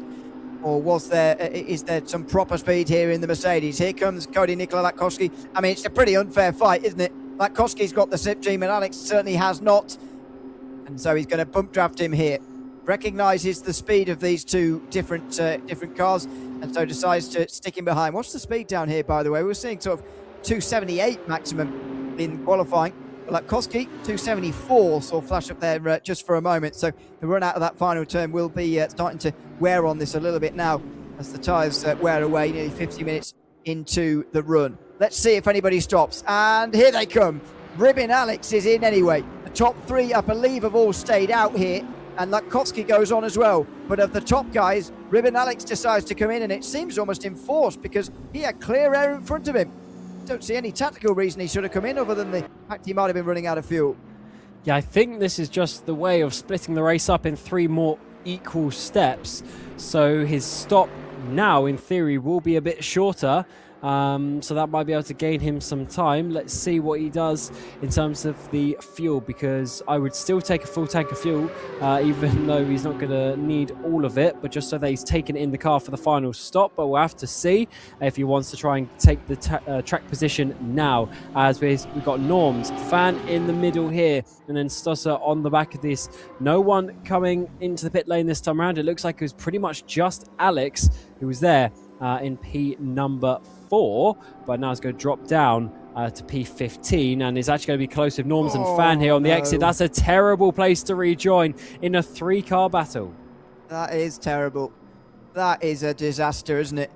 This is the danger. I mean, we've spoken about it before, and we say it time and again in these races. You do not want to come out in a group like this when you've been battling at the front, no matter how you're stuck behind further up front.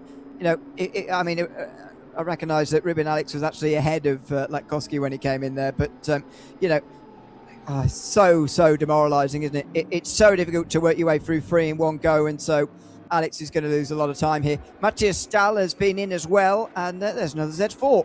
Mrazek is going to work his way alongside and potentially pass. No, he'll just pull out wide there, but I know you'll be not surprised to learn I'm delighted to see a couple of Z4s out there on the racetrack. So much better than the M4. Look at that. Dear me. Anyway, And the engine. Yeah. Oh, the sound of it. Oh, goodness me. Have you heard it in person? Yeah, I did actually. Yeah. Oh, back in the day. Back in the day. One of its last ever race. It may have even been the last race. It was the British GT finale in Donington about 2016, 15, 17. Sorry. Way around there. I'm not willing to discount the 3 years around that period. Grun just came into the pit lane, by the way, through the GP entry. So he's basically just lost himself an extra 2 minutes. Yes. What is that all about? At home. Unless he was going to run out of fuel. Yeah. He's gone around the Grand Prix layout and thought, I don't have enough actually for the Nordschleife. I better come in. And, well, he's going to cost himself an age there. He's going to drop to 24. As I say, he's not going to be credited with the whole lap just because he did the Grand Prix layout. Obviously, he's going to have to do the whole lap again. So that's pretty disappointing for him, and he'll drop a long way away. But yeah, I'm very pleased. I managed to hear the beautiful sound of the Z4. There's nothing quite like it in the GT3 grid anymore. Not quite. I was able to hear it at Brands Hatch. Have you been to Brands Hatch? I have never. No. And so basically, when you're walking around down from Paddock Hill Bend, you get to Druids, then you sort of walk through the trees a little bit to get to the back straight. And I remember I was walking through, I couldn't even see the cars yet, and I just heard it go past.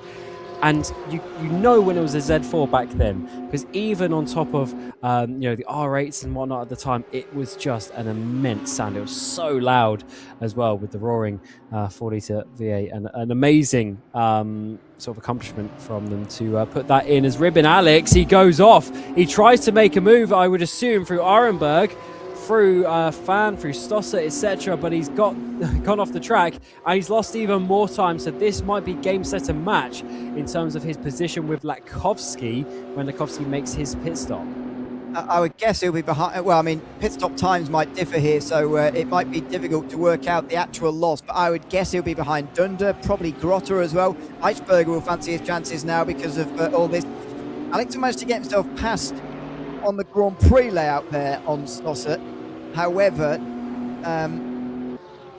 he must have been trying to get past Fan there when he went off at Arenberg, and now he's stuck behind these two again, although he will have to do a bit of catching on them even before then. Through Metzgersfeld, these two go now, and downhill towards Kallenhardt. Also wanting to get in front of Fan before Alex can rejoin them, but again, doesn't matter what way round these two are going to be, doesn't matter how quickly Alex now gets past.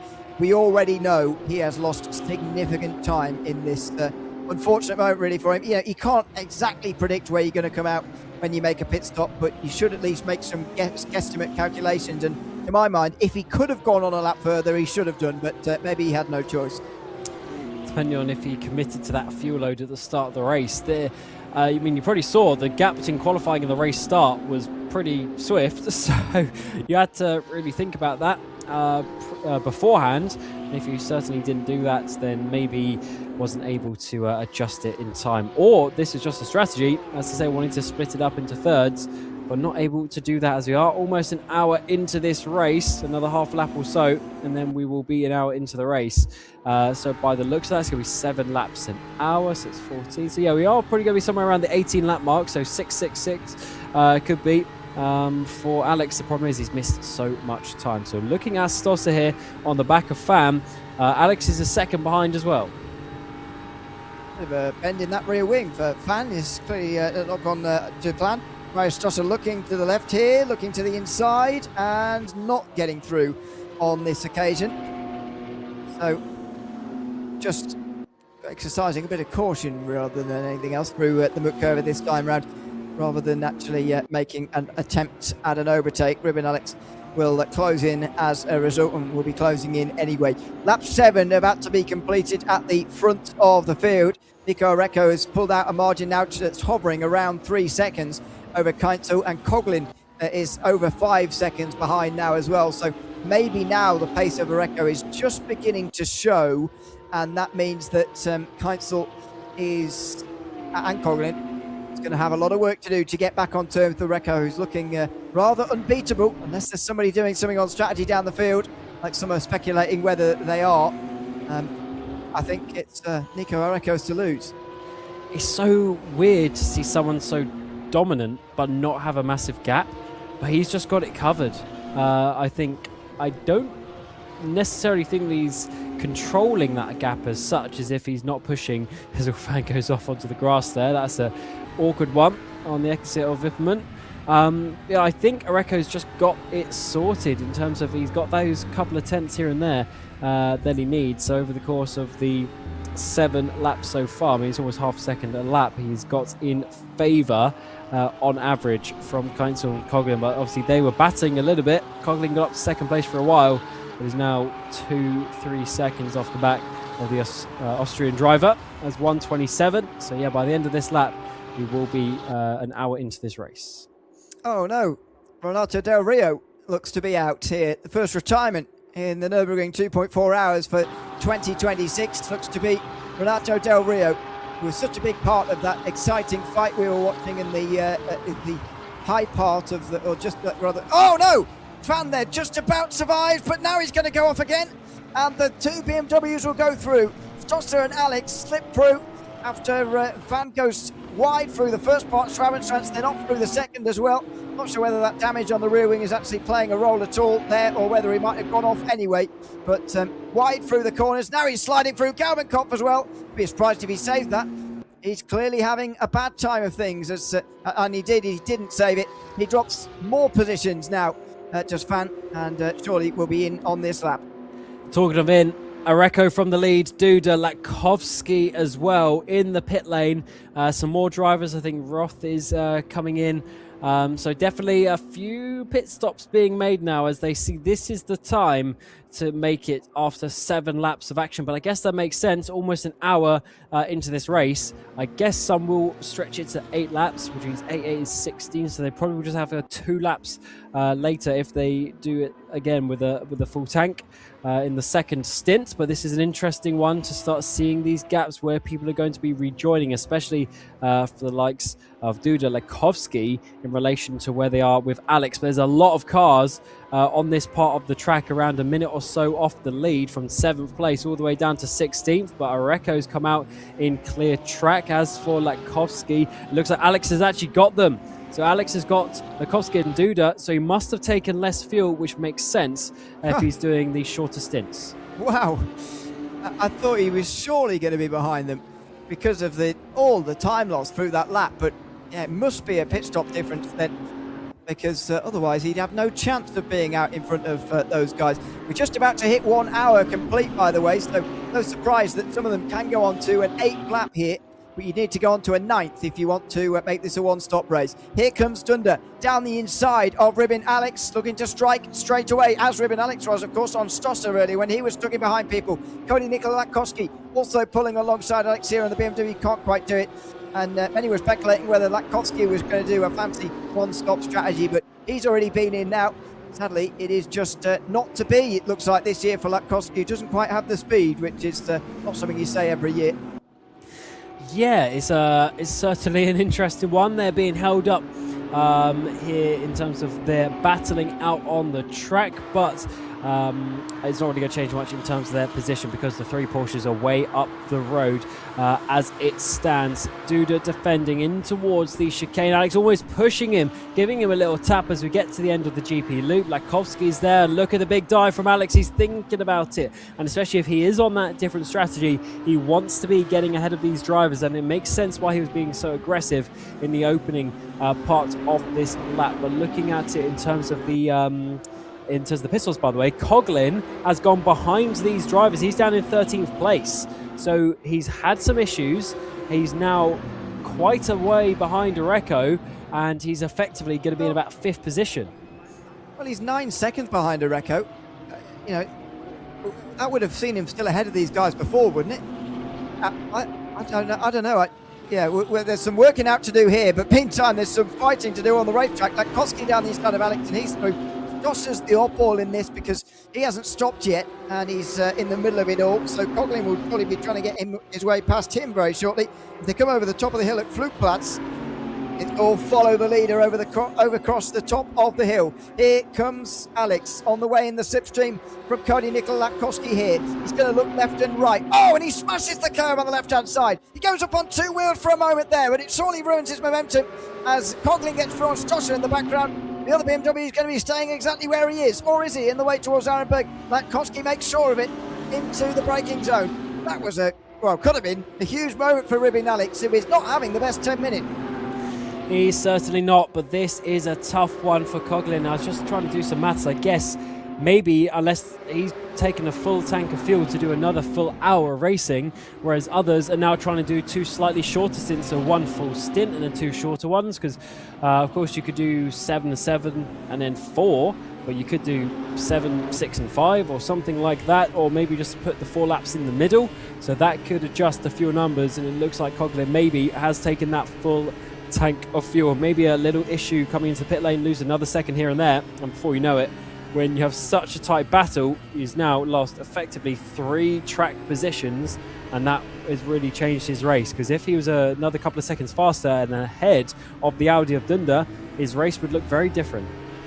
Yeah, I mean, because of the sort of, the options that you described there, so many different things that can happen. It's very hard for us to really work out who's got what fuel on board, and as soon as we get into the window of that final hour, pretty much every lap we're going to see someone in of the top contenders, and that's going to be a fascinating thing to watch unfold all the way right up until the final minutes, when people are making that final splash for those who taking their very short stint right at the very end. But over an hour long stint for these guys out front, and at least 6 of them are doing that, the top 6 in this race, but some of them are also dotted down the field at the moment. I mean, Norms is, for example, just behind Areco. We see Stosser in this group as well, so they're doing something a little bit different, but they're already behind some of the top contenders.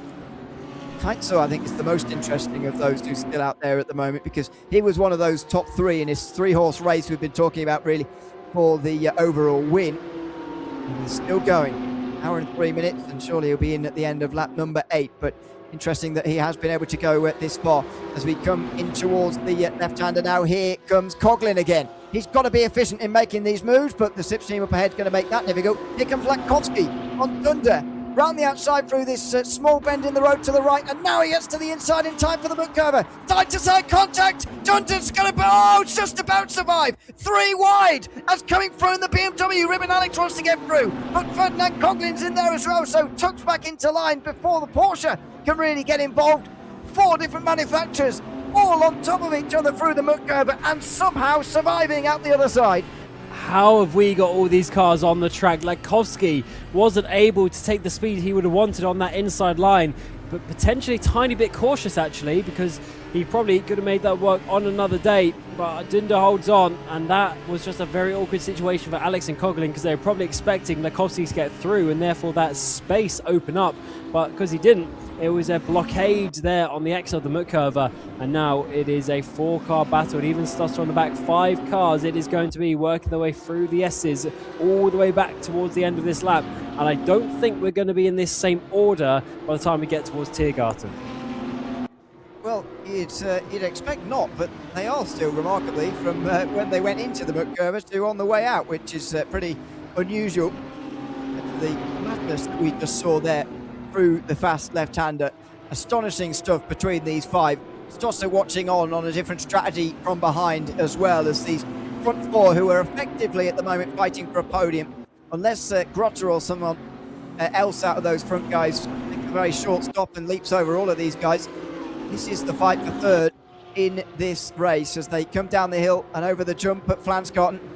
Imagine Dunder's going to be a sitting duck, but where did the others all go here? We haven't seen a 5-driver group like this since lap 1.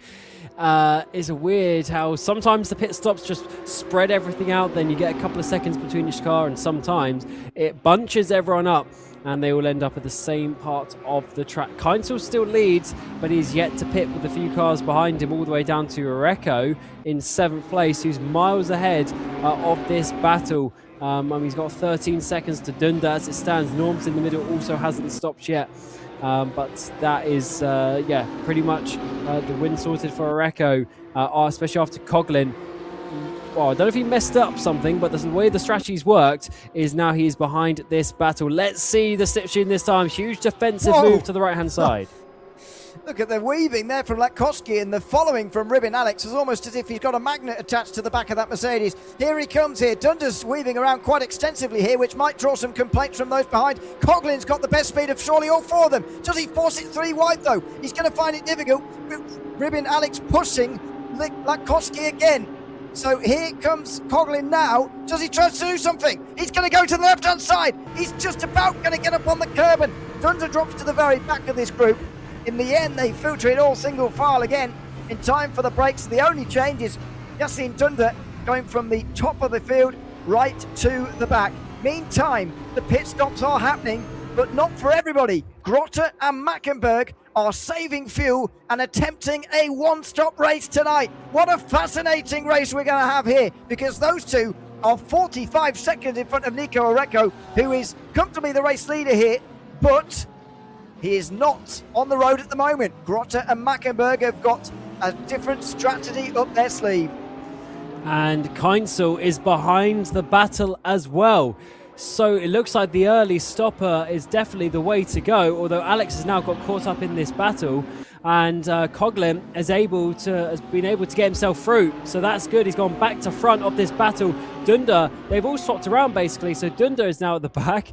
Then we've got Latkovsky. He's just able to hold on from Alex, but if that stops around, it will literally be a complete reversal of the situation. Alex has the inside line through the hairpin as well, pushes him out. So it is a reverse. So it's Dunder, Latkovsky, Alex, and then Coughlin, but all in the reverse orders. Coughlin now holds on to 4th place, which is effectively 2nd, but we are waiting to see what Grotte and Mackenberg do, because if they do a one-stop, they're going to save a drive-through, which surely is going to be at least 30-45 seconds, so they're going to be at least in the shout for a podium. Well, exactly. They've all effectively, if we look at this scenario here, everybody's got one stop left. Now, Grotte and Mackenberg's stop is going to be the longest of everybody's, yes, but they've also got a very large advantage. Areco's 45 seconds off the lead of Grotte at the moment. So this is a fascinating scenario in this race at the moment, and we just do not know who is going to go on and win at this moment. It's a fascinating scenario. I said it earlier, I did not think anybody would be able to save enough to manage this, but at the moment, 2 drivers are attempting it and so far succeeding. And by the way, Grotte seems to be doing it much more successfully than Marvin Mackenberg, which you can't say very often. Yeah, that is weird. Well, Mackenberg was very far down in terms of the qualifying positions in comparison. He did struggle in that first part of the race, but I guess this is why, because he was saving that fuel, and I love that someone's tried it. It is interesting for the likes of Keinzel, who's going 8 laps rather than 9, because all you need to do, in theory, is save 1 lap extra fuel, then you save a pit stop. But so it almost makes going longer a little bit insufficient. But we'll have to find out what the maths is when we get to the second pit stop. Keinzel, though, is on the back of these guys and trying to find his way through. He's currently in 8th position in that Grello Porsche, working their way up to Schrading Cross. Up the inside of Latkovsky goes Dunder. A bit of side-to-side contact. Latkovsky will still have the inside line, though, and should be able to just squeeze him out on the exit, but Dunder's not giving up on this one just yet. Yeah, Latkovsky couldn't quite squeeze him out the way he wanted to there. He's still got to give the room slightly, but actually Keitzel's following him rather than going in behind Dunder here and hoping the Audi can get through. Keitzel wants this position. Oh, and he just about gets clear. Only just, but he does get ahead of Dunder, who unfortunately in the last few moments has lost a load of places after making them up early on. Back to 8th, exactly where he qualified. The only one to be exactly where he qualified at this stage in the day. Latkovsky still holding on to 6th. Clemens Keitzel is going to go a long way into this race. As you mentioned earlier, the earlier stops and the lesser fuel stops seem to have landed themselves all in less traffic, free air, and having to make much less overtakes than what Keitzel will have to do, because to return to 2nd where he was before, he's still got lots to do, and Latkovsky is not going to let him do it easily as he defends into Callan-Hard again. And if we see another 6 or 7 lap stint from those guys again, they'll gain on the second pit stop Of course, when the other guys finally make their stop, they're going to have shorter stops for only 2 or 3 laps, but I think they're then not going to make up the time that you would gain from having clear air and the track position like Areco. Fair enough, he had the lead anyway, but he's now in clear air and he's going to have the most efficient way. Coglin's already pulled away from these guys, so he's definitely the fastest. So Keinzel really needs to try and find his way through very quickly. Otherwise, that sort of battle, which is effective for the podium, is going to be a little bit more difficult. But again, we don't know what the top driver's doing. It has got up to 50 seconds. I know the timing does jump up and down a little bit over the course of the lap, so you have to sort of really look at the end of the lap. But either way, it's still decent pace from Grötter out front. Oh, is that Ribbon Alex? Oh no, just as he takes 1 step forward, another 2 steps back, and Ribbon Alex goes back behind Latkowski and Keinzel and back to 7th place again. And if he has damage, then Dunder will be able to take advantage on that as well. Here comes Clement Keinzel round the outside through Kesselsen, and he's on the grass. It gives him the outside at the mud curve, and surely he's going to struggle here. He's trying to get him nose alongside and force Latkowski to give him some room, but he won't have to in the end, and Keinzel stuck behind again. He'll be very pleased that that free position has been given over to him by Ribbon Alex, but nevertheless, he won't want to be stuck behind Latkowski for any longer. He really will not. And this is a move, strong move to the outside. That's going to open up the door to Alexia on the inside, but not enough to swap the places as we come up towards the carousel. Keinzel certainly the faster driver out of these guys, but needs to find a clean and good way to make his way past. And hopefully not get involved in any sort of incidents. As I say, Coglin's gone. He's 6 seconds up the road now. Coglin was behind these guys, remember, but not this time around. Unfortunately, unfortunately for these guys, he's absolutely gone up the road. So that shows you how much time you lose battling around here. And Keinzel's going to have to do that one more time to get to the front of this field. The problem is he's probably going to have to wait to the Döttinger Höhe. Alex is going to be involved in the double bump draft, and it's not really going to be till the GP loop or maybe even the start of the next Nordschleife where he's able to get in that clear air. Astonishing, the gap that Coglin's managed to get, by the way. He only got past these guys a few minutes ago. Look at the gap he's got now. 7 seconds over Cody Nikola Latkowski, who's holding up Keinzel, and Ribbon Alex here as well. So before the stops, Areco was leading, obviously, but by much less of a gap. Coglin was there as well, and Keinzel was in a top 3 who were a long way ahead of the rest. Then there was the group with the likes of Cody Nikola Latkowski and Ribbon Alex and Yasin Dunder as well, all involved. But those guys in the second group have had much shorter pit stop. I'm presuming that Coglin and Keinzel especially have had much longer ones, although to a degree Nico Areco seems to have had a slightly longer stop than that second group as well. And it all means that this group has been created where, first of all, Coglin and now Keinzel are having to get through on this group as quickly as they possibly can. And I think for Keinzel, mercifully, he might be about to finish off doing that. But it's been a painful and time-costly thing to do here. It really has, and I wonder what we're going to see after we make the next round of pit stops. That is going to be the interesting one, because some drivers who pit early, they're going to technically stop early, get their track position again, but those going long will have a much shorter pit stop, and it all depends if a couple of seconds here, a couple of seconds there adds up in your favor or not. But then that also depends on the track position. All these battles are effectively slowing the race down and then moving, you know, where you're going to come out in the traffic. So very interesting one as it stands. Keinzel easily there through Latkowski, but Latkowski is going to come back, and you very well may be right that the Mercedes has a very good top speed here. We're getting a double slipstream from the BMW. Alex in behind, who's going to push the Porsche there of Keinzel. He wants to get through Latkowski and slow him down, but unfortunately that wasn't enough for Alex to get through as well. So in the end, the Porsche Keinzel gets through. That's effectively for third position as it stands, as we're seeing Grötter and Mackenberg finally come down pit road. Yep, so 9 laps to go. The final pit stop window is open already with 1 hour and 9 minutes to go. Grötter is second in this race. How is that even possible? That is astonishing. 8 seconds behind Nico Areco. I mean, first of all, it was a long way in front of Marvin Mackenberg in the first place, which had a few eyebrows raised because they were on the same strategy, but Grötter about 15 seconds in front of Mackenberg, who we know to be very good at this. But look at this. Christian Grötter has jumped Coglin just about, and Keinzel comfortably because of these pit stops, I mean, it must be down to the traffic, but Christian Grotte is, if this is a one-stop strategy, and if this does pan out, he is going to win this race by a mile as it stands. So I'm just trying to do the work out in my head. So how he's got ahead of Coughlin and Keinzel must be the fact that they both got stuck in that traffic for a while, because he would have been so much slower, you would have thought, having to save that much fuel.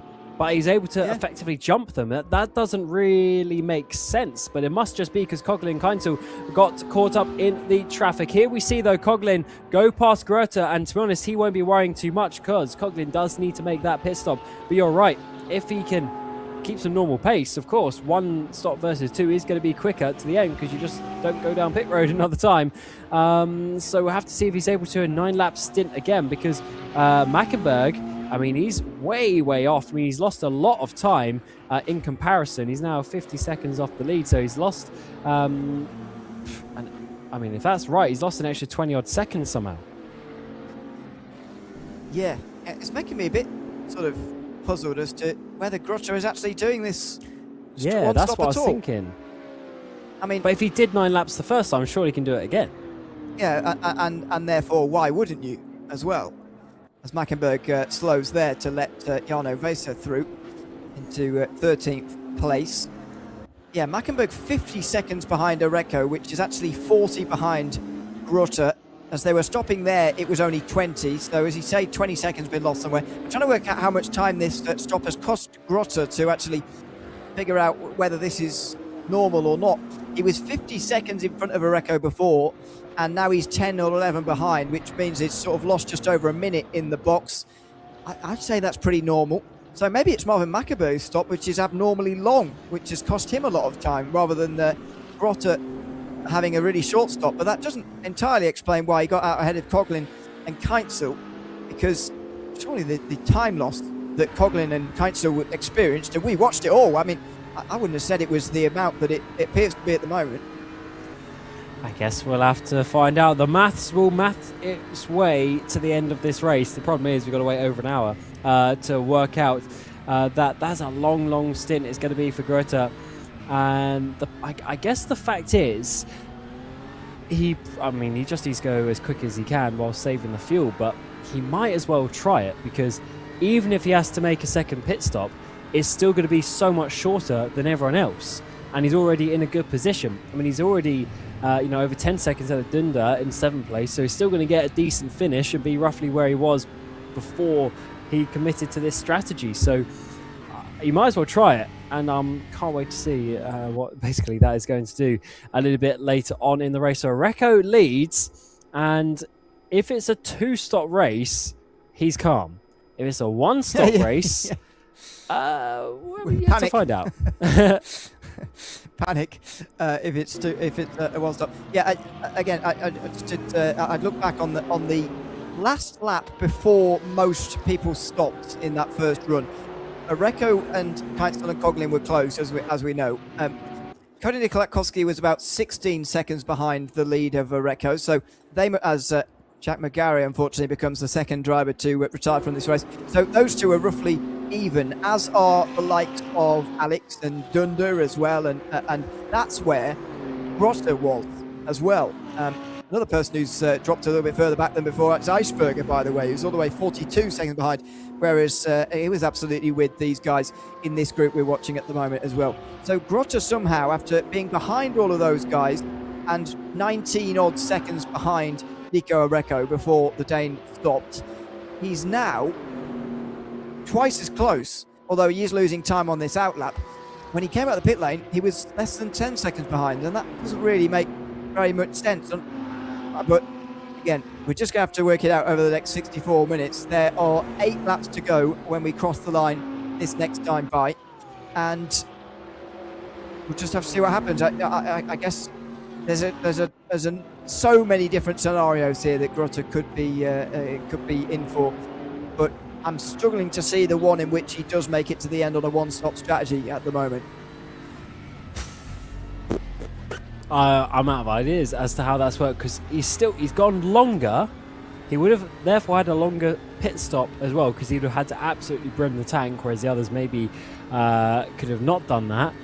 And out there longer on the tyres as well, and somehow gained time. It is a very interesting scenario. It was a big battle in behind, but even then, he's 7 seconds ahead of Alex still that we're looking at on the screen. So he's done a good job. And if that is right, then Grota has some amazing speed that we didn't see in qualifying. But I guess the strategy out there on the track and the way that he gets into this race is the most important. And it looks like they are staying with Keinzel though. So Keinzel has lost quite a lot of time to Coughlin.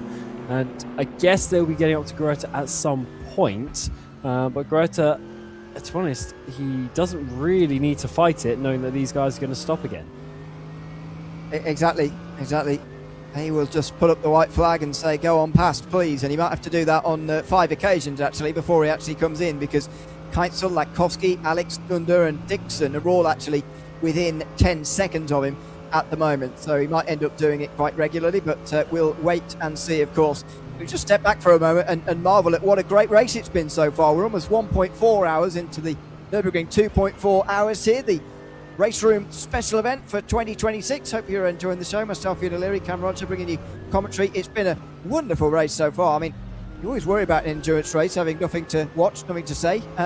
We haven't had to even think about what to say in this race so far. It's been action non-stop for the last 1.4 hours, and there's a fascinating hour still to come.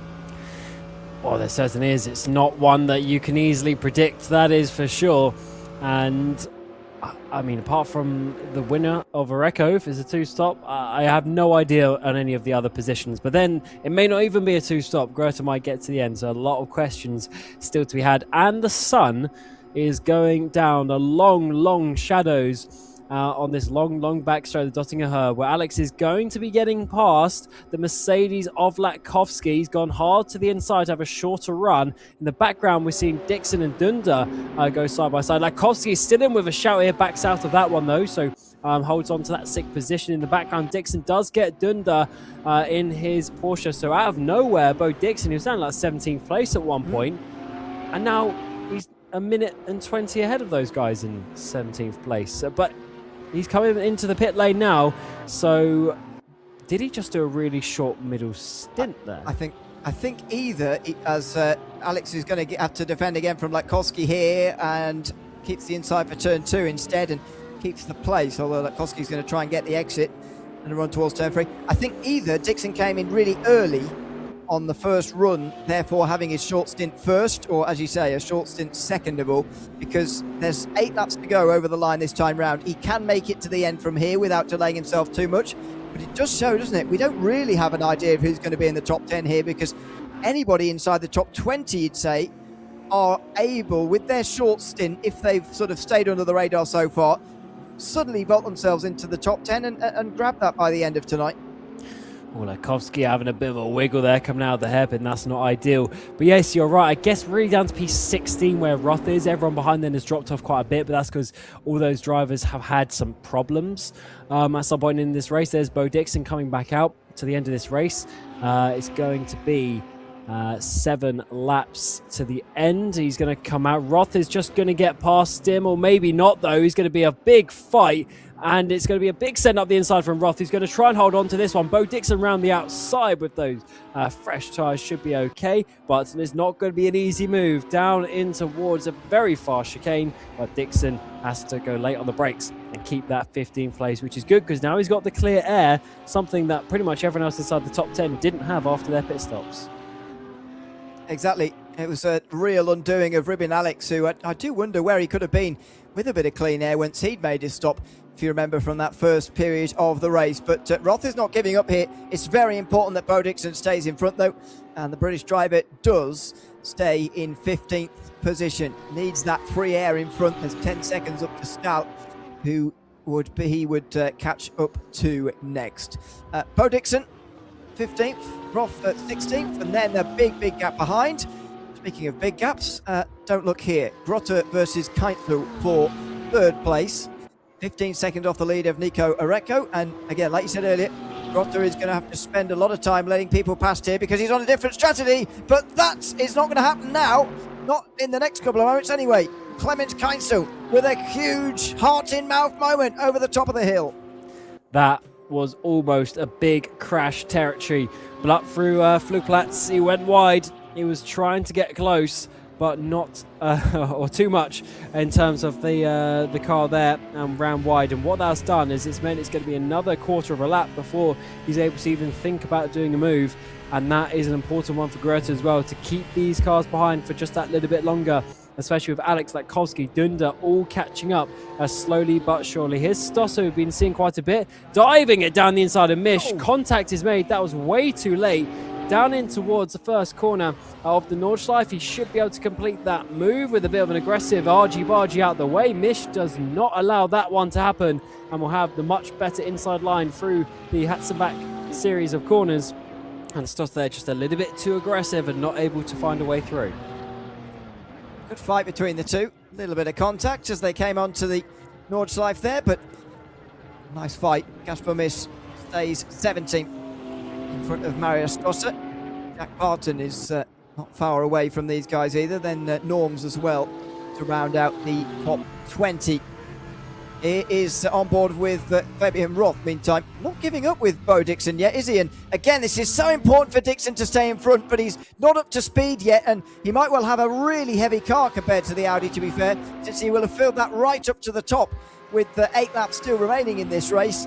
So it might be a hiding to nothing anyway, trying to keep Roth behind him. He better hope that Roth now gets away from him quickly instead of holding him up.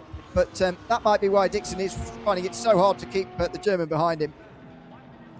Well, absolutely, and that is actually a good point on maybe why Greta was able to gain time, because the overcut in this style of racing is actually quite good, because you're out there on qualifying fuel when everyone else comes in, and will be a few seconds lap slower with a full tank of fuel. So that is a potential reason, but he would have been saving so much fuel as well. He would have been negating that difference. But either way, that will come to fruition. But either way, Bo Dixon not able to hold on to that one for now. Here's Keinzel, who's caught back up. Can he find his way through round the outside of the muck curve? It's going to be in a few seconds' time. That is not where Greta would want to be, so he backs out of that one and just saves the fuel. So that is up into 3rd place for Keinzel and 4th place for Greta. They still have a 4-second gap in behind to Alex. But I think Greta's playing this pretty well, considering the whole situation. I think he's putting himself in a very good position. Yeah, he is. Just make sure you don't cost yourself too much time, and that has got to be the main aim of the game for Greta. As we are on board again with Marius Stosser again. We said it earlier on, but what a great race in terms of just constant battles to watch it for us. 55 minutes to go, and it doesn't show any signs of slowing down soon. 7 laps to go when we get to the line here. If there's no fights, then there's tactical and strategical intrigue for us to look into as well. Keinzel does get past Grota now, who's over 21 seconds behind Nico Areco.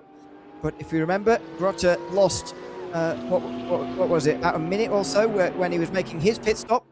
So Areco's stop might not be that long, but at 20 seconds, he'll be fine to come out in the race lead, I'm sure. It's just about what kind of gap he's going to have and what kind of defending he might have to do a little bit later on. But yeah, change for 3rd place. There'll be many more to come for the Norwegian in the next few laps. Yeah, so when they come out, he technically will probably have less fuel, but he'll be saving. So Greta, I mean, he'll technically have less fuel in the car, but he'll be saving to get to the end. We're seeing to the outside. Stosser's trying to go now in the meantime, trying to work his way up through Mission, the curve, but not quite enough to find his way through. He didn't really have the momentum there. It was a bit too close. Sometimes you want to be a couple of car lengths further back so you actually get that run on the car ahead, but not this time around. So Stosser has to sit there in 18th position. And this is such an interesting track. Oh, he gets right into the rear diffuser there of Mish, but unfortunately doesn't sort of make any major contact, and Mish continues on. He can, through the carousel. Again, close. And Jack Barton has caught right in here as well as Norms. There's Colin Blankenberg, meantime, side by side as well, about towards the end of this long, twisty section towards the end of the lap. Visser still 11th. Really a fight for the top 10 back there. Those all-in strategies working themselves out. See who will finish in the lower spots of the top 10 back there. Martin in the background of that shot, just sliding a little bit and costing himself a little bit of time. He'll have to regain again to Mission Stosser here in 17th and 18th position in this race. So far only 2 retirements. McGarry and Del Rio still the only ones to retire from this race. Unfortunately, Sven Mackenberg, though he has made his final pit stop, is a very long way down, but it's still going. It's been a pretty well attended year here in the RaceRoom special event at the Nürburgring 2.4 hours. We're told, by the way, at the beginning of tonight about how many people had signed up overall. 25 splits the drivers have been portioned into, and over 670 registrations for this time slot. A great attendance and a great show of just how popular these RaceRoom events really are, even still. Yeah, that's amazing to have so many attendees, but it is one of the special events, so you'd hope everyone comes out, and especially the RaceRoom community. They certainly do, and that is why we do these special events every month or so. There's always something going on, and even just the normal leaderboards are good fun to get involved with, but especially these special events, you want to be a part of them. As Blankenberg there in the Z4 comes down into the pit lane, gets it stopped for his final pit stop of the day. So it's sort of a 6 lap and a 5 lap and a 7 to the end, so a little bit all over the place in terms of the stops, but he wants to get himself some clear air, I would assume, and pitting early to do that. It's a bit of side draft there from Marius Stossert, who pulls alongside Mish, but watch this, BMW goes nowhere, Porsche drags level, Mish is going to get back in front. This has got to be soul-destroying for the BMW drivers. He's got to try and time this a little bit better in that case, as he now goes to the side of the Porsche here and tries to get past. He can't do it. This is a big stopping point of the BMW, and it has been just as popular almost as the Porsche in terms of selection here for this round, but there's always strengths and weaknesses. And there you go. Strosser using one of his, uses it through the corners, and it gets ahead of Gaspar Misch, who comes into the pit lane typically anyway. And when we talk about top speed here, it's literally just like 1 or 2 kilometers an hour. But the thing with the Döttinger Höhe, it's so long, you get to your VMAX. You can't go any faster because of the air resistance and the drag, and then the power that they have. They're literally at the maximum there. So if you are missing those couple of bits of horsepower, or you have those extra few kilos of drag compared to your competitor with a different chassis, then that is what matters. And I said, it's literally just a kilometer an hour here or there. It can make a difference, but obviously with the Slipstream, it negates that. But as soon as you pull out back into the air, it's then like hitting a brick wall, and you slow down. So it's really frustrating if it's just a kilometer here and there, but that potentially is why the Porsche has been a bit strong today, where obviously has good corner speed, but then if it's able to have that 1k extra on the straight, then you can defend that position. There is Blankenberg, by the way, having made his final pit stop just in front of these guys. You see the older Z4, the newer M4. How anybody would say the M4 looks better, I don't want to know. But there you go. There they are, running nose to tail. The 2 different generations of BMW running line astern. Although, to be fair, there's a generation in between them, isn't there? There's the BMW M6, which ran as a bridge between these 2 different cars. And the M4 itself has been out for quite some time now, hasn't it? As a GT3 machine. Relatively successful. This Strosser here getting closer to Blankenberg while he's getting up to speed here, and Blankenberg seems to be sliding its way around actually through the double left-hander there, working their way on to the Nordschleife. Now onto the Hatzenblack. He'll be under a little bit of pressure, and the Z4 was never famous for its straight line speed, so you would worry a little bit in towards Arenberg that he might be under a bit of pressure. Yeah, I mean, the BMW won the 24-hour. Real life, was it 24? I think it was 2024. The BMW one. So, yeah, certainly a successful car around this track. And, I mean, yeah, it just shows the generation of the company. The Z4, 20 years old. So a bit of a different era of generation in terms of race car and road production car. And it's great to have them both out there on the track, still being competitive. The Z4 it's been kept up with the BOP. in line with all the other cars out there. Stosser, though, goes to the right-hand side, comes back in to try and go to the left-hand side, but it's hard to the left of defense for Blankenberg, although he goes back to the racing line and should have that one covered off in towards P15. Definitely out there for a bit of fun. Stosser, though, big send down the inside into Arenberg, gets that one done, clean move, and Blankenberg not able to hold on. Second position in this race a couple of years ago, but out there in the definitely a car that's not quite able to win this race in the Z4, but he's trying his best to battle on. Side by side towards Adnan Forst, and Blankenberg around the outside there was on a bit of a hiding to nothing. And again, we've got the scenario like what Bo Dixon had just up in front here with Fabian Roth, where you come out the pit lane, you need to stay in front of these guys because it's important for your race, but you end up not being able to because you're on higher fuel than they are. Some of them, in some cases, they're on their in-lap. They're on very, very low fuel. In any case, they're on much lower fuel than you are, especially when they're stopping at this end of the race with so long to go. Blankenberg will have put 7 laps of fuel in the car this time here, and he'll be much heavier than Stosser and Barton around him. And so you're in that awkward dilemma. And almost watching these, I'm coming to the opinion, well, maybe they should actually just let them go here and not have this fight because they're clearly quicker on the lower fuel. Hope that they end up pitting before you end up catching them because the battles are costing them time. They certainly are. And in terms of batting costing time, Grota is soon going to have Alex and then Lakovsky Dunder on the back of him. And this is where he needs to decide about time because he's already 28 seconds off Areco. The more that goes out, the more chance Areco is going to be able to have a free pit stop and still get out in front. I guess Grota may then not be batting for the race lead, but then he needs to think about the gap to Coughlin to try and make sure he can still get that second place.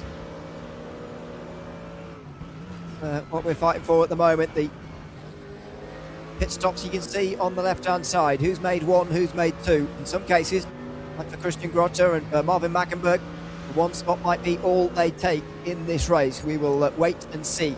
Lap 12 about to be completed here, by the way, so pit stops surely going to become a lot more numerous at this later stage in the race. But as I mentioned earlier, from this point, there's pretty much going to be at least 1 driver pitting every lap from here until the stops are completed. Maybe even we'll see a pit stop as they come to the final lap of this race for 1 or 2 of the drivers.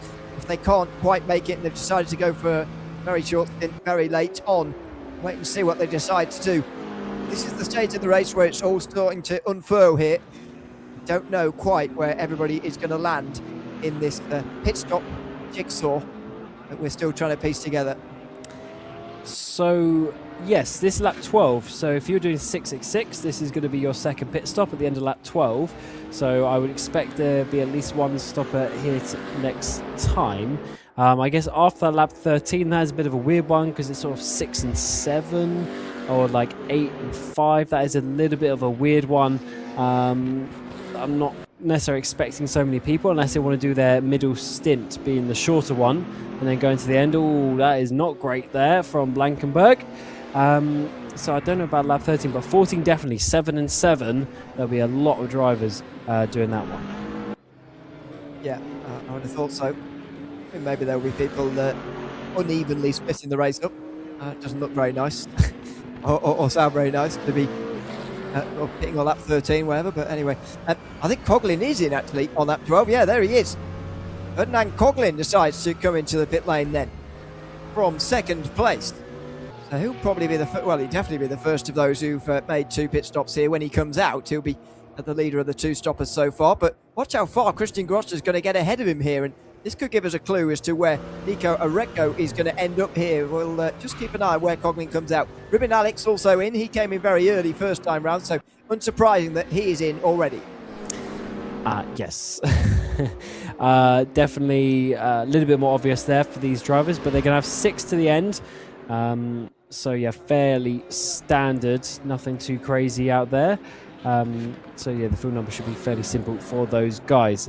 But for those still out there, that's when they need to get their calculator out and try and work out how they're going to get to the end of this race in terms of the fuel number. Make sure you have enough to get to the end, because also with how it works around here, if we end up having an extra lap somehow, if Areco crosses the line with 30 seconds left, then that is going to be a little bit awkward for those who are hoping that it was going to be a certain lap race, because 1 lap of fuel around here, 5 times the normal amount, so there's going to be a lot of fuel numbers and fuel maths. You may even need an extra 15 odd litres that you didn't know about. Yeah, indeed. As Jack Barton in the Slipstream, Colin Blankenberg here tries to make a move coming up the hill towards the Bilstein Bridge. He's not going to be able to manage that quite. So Ferdinand Coughlin comes out of the pit lane. He's 58 seconds off the lead of Nico Oreco, and he's about 30 odd seconds behind, just over 30 seconds behind Grotte. Now Oreco is another 8 seconds in front of Coughlin, and there's still 43 minutes to close, but I think as it stands right now, Grotte holds just over 20 seconds advantage over Oreco, which, as I say, he's got about 43 minutes to hold on to. It's still very much in the balance here, but the other one, Stoppelmarv and Mackenberg, definitely out of this as far as a race win is concerned. Oh, absolutely. He's too far behind because there's too many people in front of him that are going to pit and then still be in front of him. Whereas Grotte is still on that point where he should have some track position, which is the important fact. Is 27 seconds behind Oreco, so it's not too different from what we saw a lap ago. So the lap speed is decent there for Grotte, but it just depends if he's able to then push that all the way to the end and if he's saving enough at this time. Blankenberg to the outside, to the inside is Barton, who gets through P15, and Blankenberg goes backwards once again. He does. I said earlier, it might have been a better idea to let him go a little bit earlier, but it's difficult to know. This is heavy car at the moment for Colin Blankenberg, and he's could be compared to those people who are doing their in-laps this time round or the one after. Creates a very, very big disparity indeed, but there you go. These final stops are really starting to filter through now. 6 laps to go, including the one that we are on at the moment, for Nico Oreco, lap 13 this being, of course. So 18 laps in this race, 2 9s, the one-stop strategy, of course.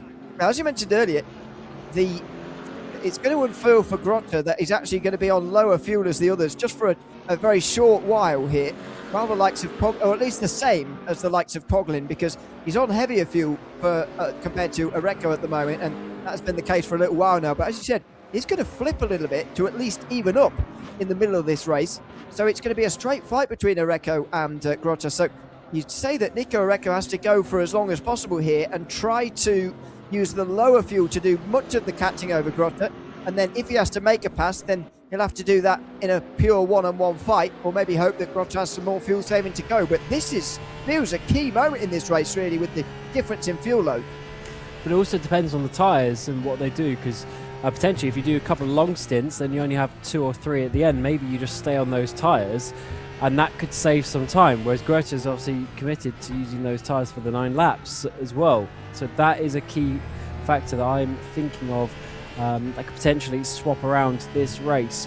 So we'll have to see if anyone wants to try and not take the tyres to at least save some time and have that track position, but then you are going to be a bit slower to the end. Here is Oreco, your race leader. You haven't seen him too much this race because he's been leading from the front. 15 seconds it's been. After the first pit stop or so, it was only about 3 seconds, but that has swapped around quite a bit.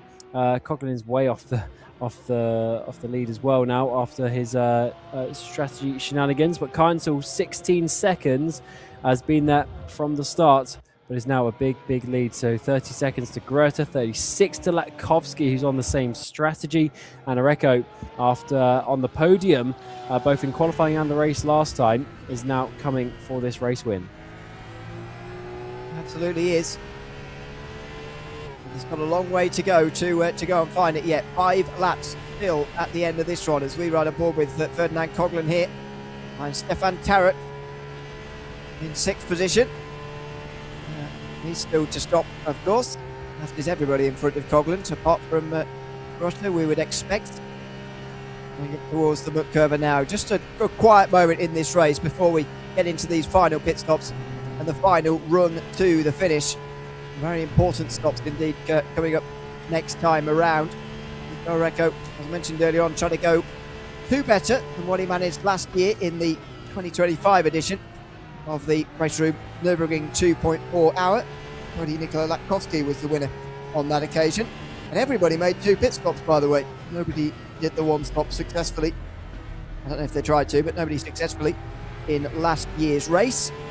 So, an interesting point of difference to this year's, where we do have that interest, and we still don't know quite how it's going to pan out. Haven't seen too much of Stefan Tarrant throughout this race so far, but like a solid top 10 on its way for the German. Although he will not feel great about the fact he's about a pit stop behind somebody coming up behind him right now. Yes, that is... Yeah, that's always when it gets tricky, when the 2 strategies overlap on the track, and then the drivers need to be careful in terms of not intervening too much of each other, because in some ways not actually battling. Here's Shoglaki, who we've seen a few times this race, of course a lot lower down after some contacts and spin a bit earlier, but Stahl, another driver, struggled a bit this race. Have Norms 10 seconds up the road, so it's quite a way. This is their battle that they're focusing on, P18 in towards the Met Curva, but not enough for Shoglaki to get that move done, and down in towards this next big braking zone. He's thinking about it to the inside, but no mistake from the Mercedes up ahead, so he's going to have to sit in behind there. Currently 2.5 minutes off. No one is going to be close to getting lapped. Even the drivers having some issues like Grunden and Mackenberg, not quite enough. It's just over 8 minutes a lap around here, and I doubt we're going to see that if we just go normally to the end. Somebody corrected me, by the way, that the Mackenbergs did indeed do a 1 stop last year, as if I needed a reminder about how bad my eyesight is. I literally was looking at the thing that told me that, and I still got it wrong, so there you go. But yes, only Marvin Mackenberg doing it this year with Sven Mackenberg. Maybe he was planning to, but having issues early in the day. Dropping all the way to 24th as things stand, behind Andrea Grund, who is only just in front, having made a pit stop after just a Grand Prix lap earlier on in this race, which was highly unusual, it's fair to say. On board, though, is the Sven Schnockelacker, and just in behind Stahl here for 18th position.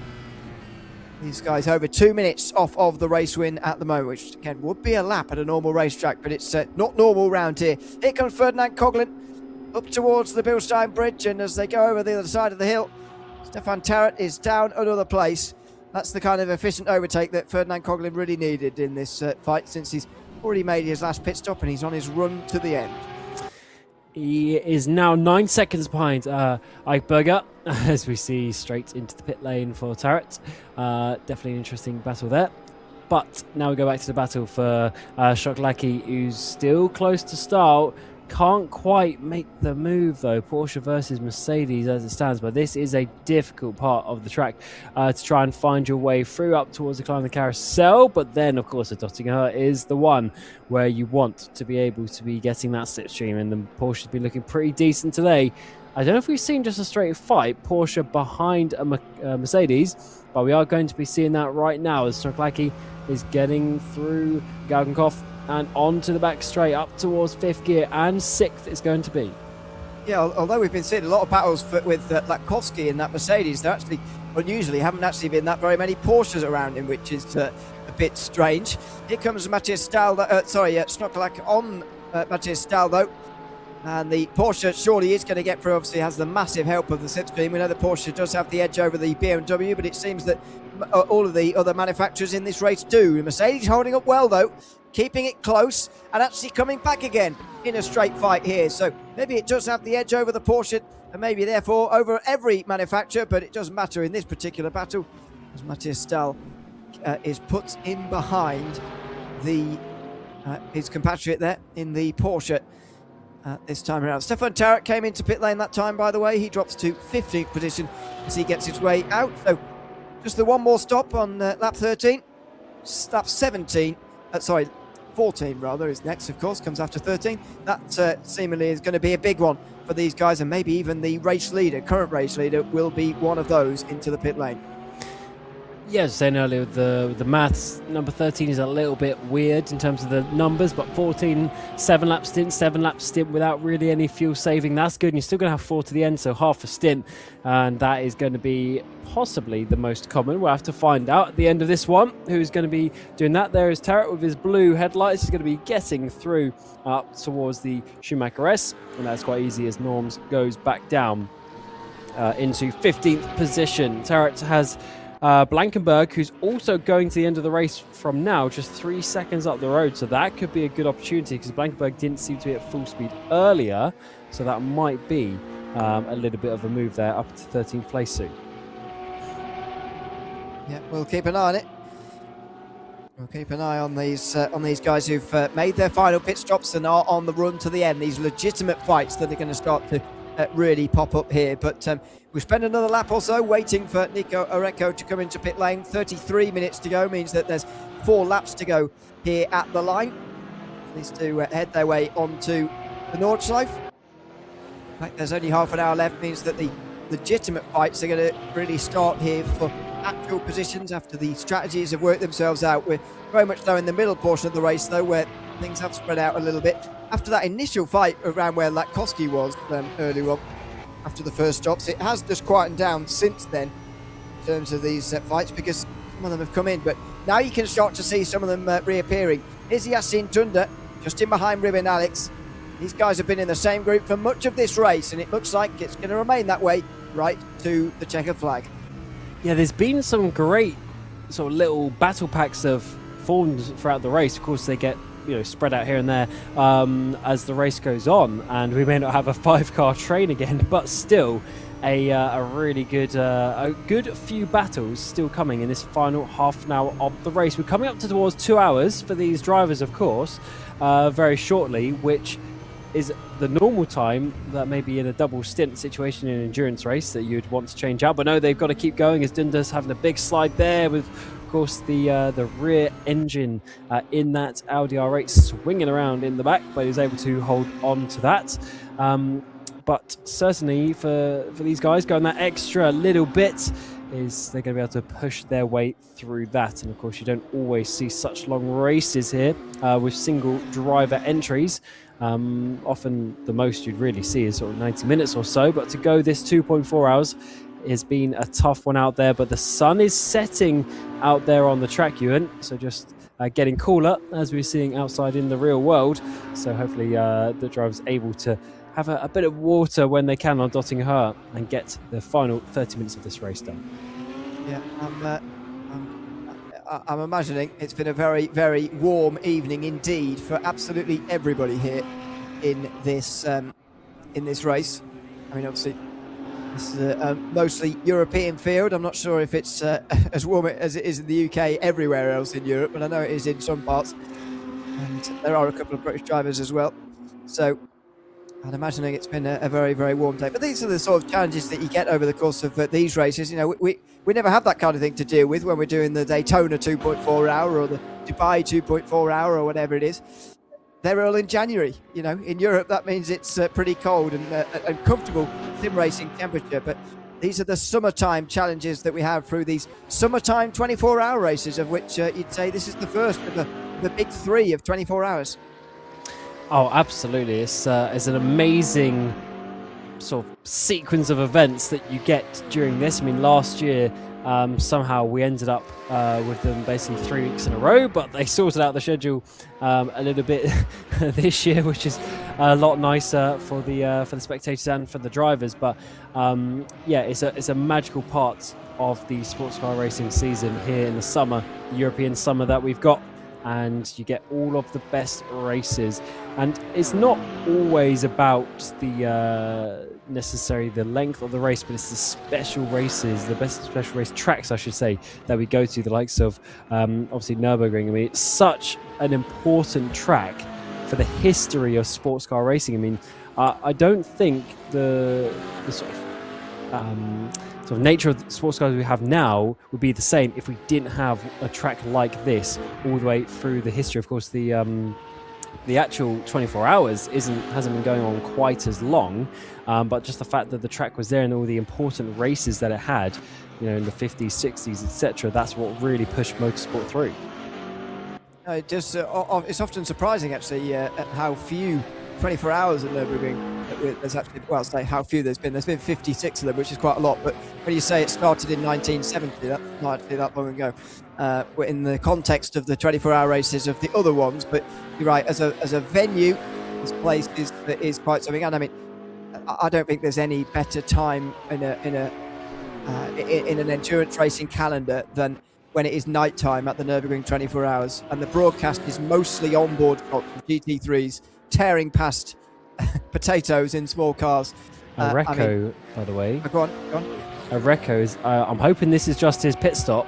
Yeah. Okay, good. So I saw him dropping down there, and I was hoping he didn't make a mistake. It is just his pit stop with 28 minutes to go.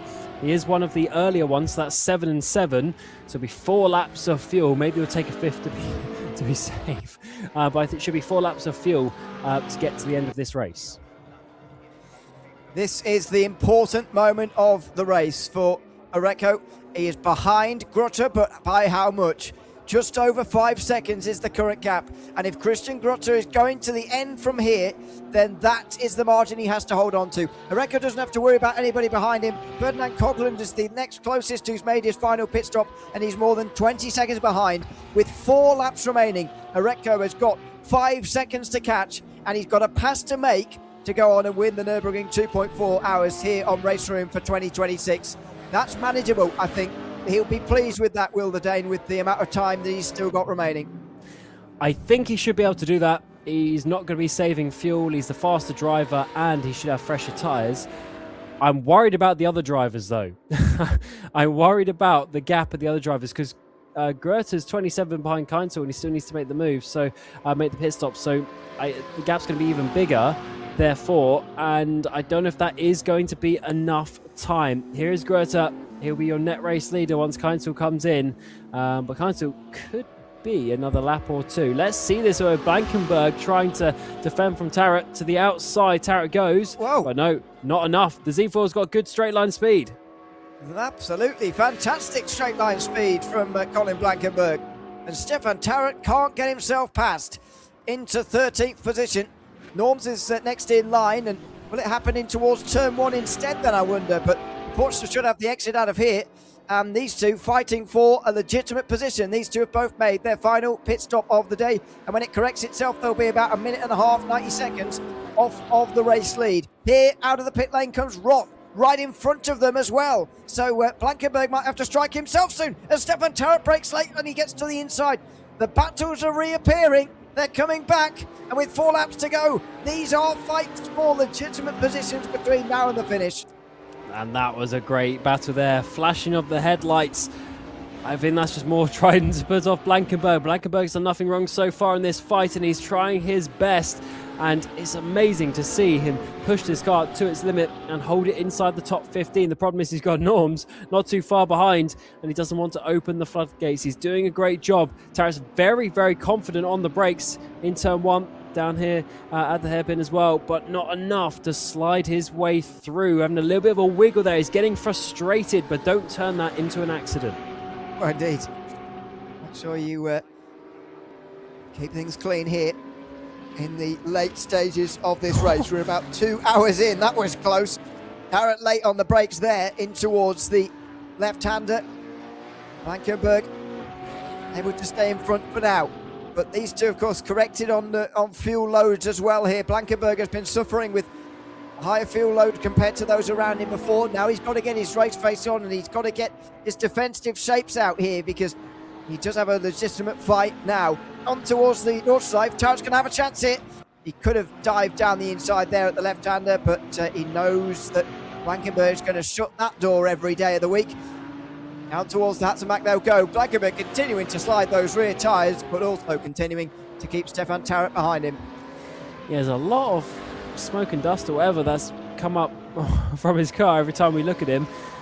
So whether that's tyre locks or power slides, not so sure, but maybe just over pushing that car, because we've been seeing that he hasn't acquired the pace that he would have wanted, and he's been putting his car in some amazing positions to try and hold on to this. But 13th place seems like maybe the best that he can do today. Roth is not so far ahead, but then it's another 30 seconds to Dünder. So really, this is it, and Blankenberg knows that, and that is why he's defending even up towards Flugplatz, hard to the right, back to the left of the racing line. But Tarrant is going to have the run as we go on board with Dünder getting up behind Alex. This battle's been raging on for a good hour now, and it's still not settled.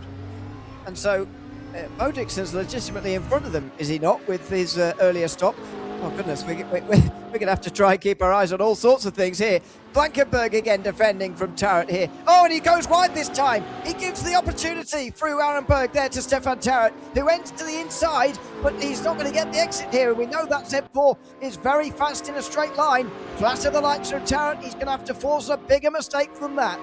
He certainly will, but he's pushing and he's trying.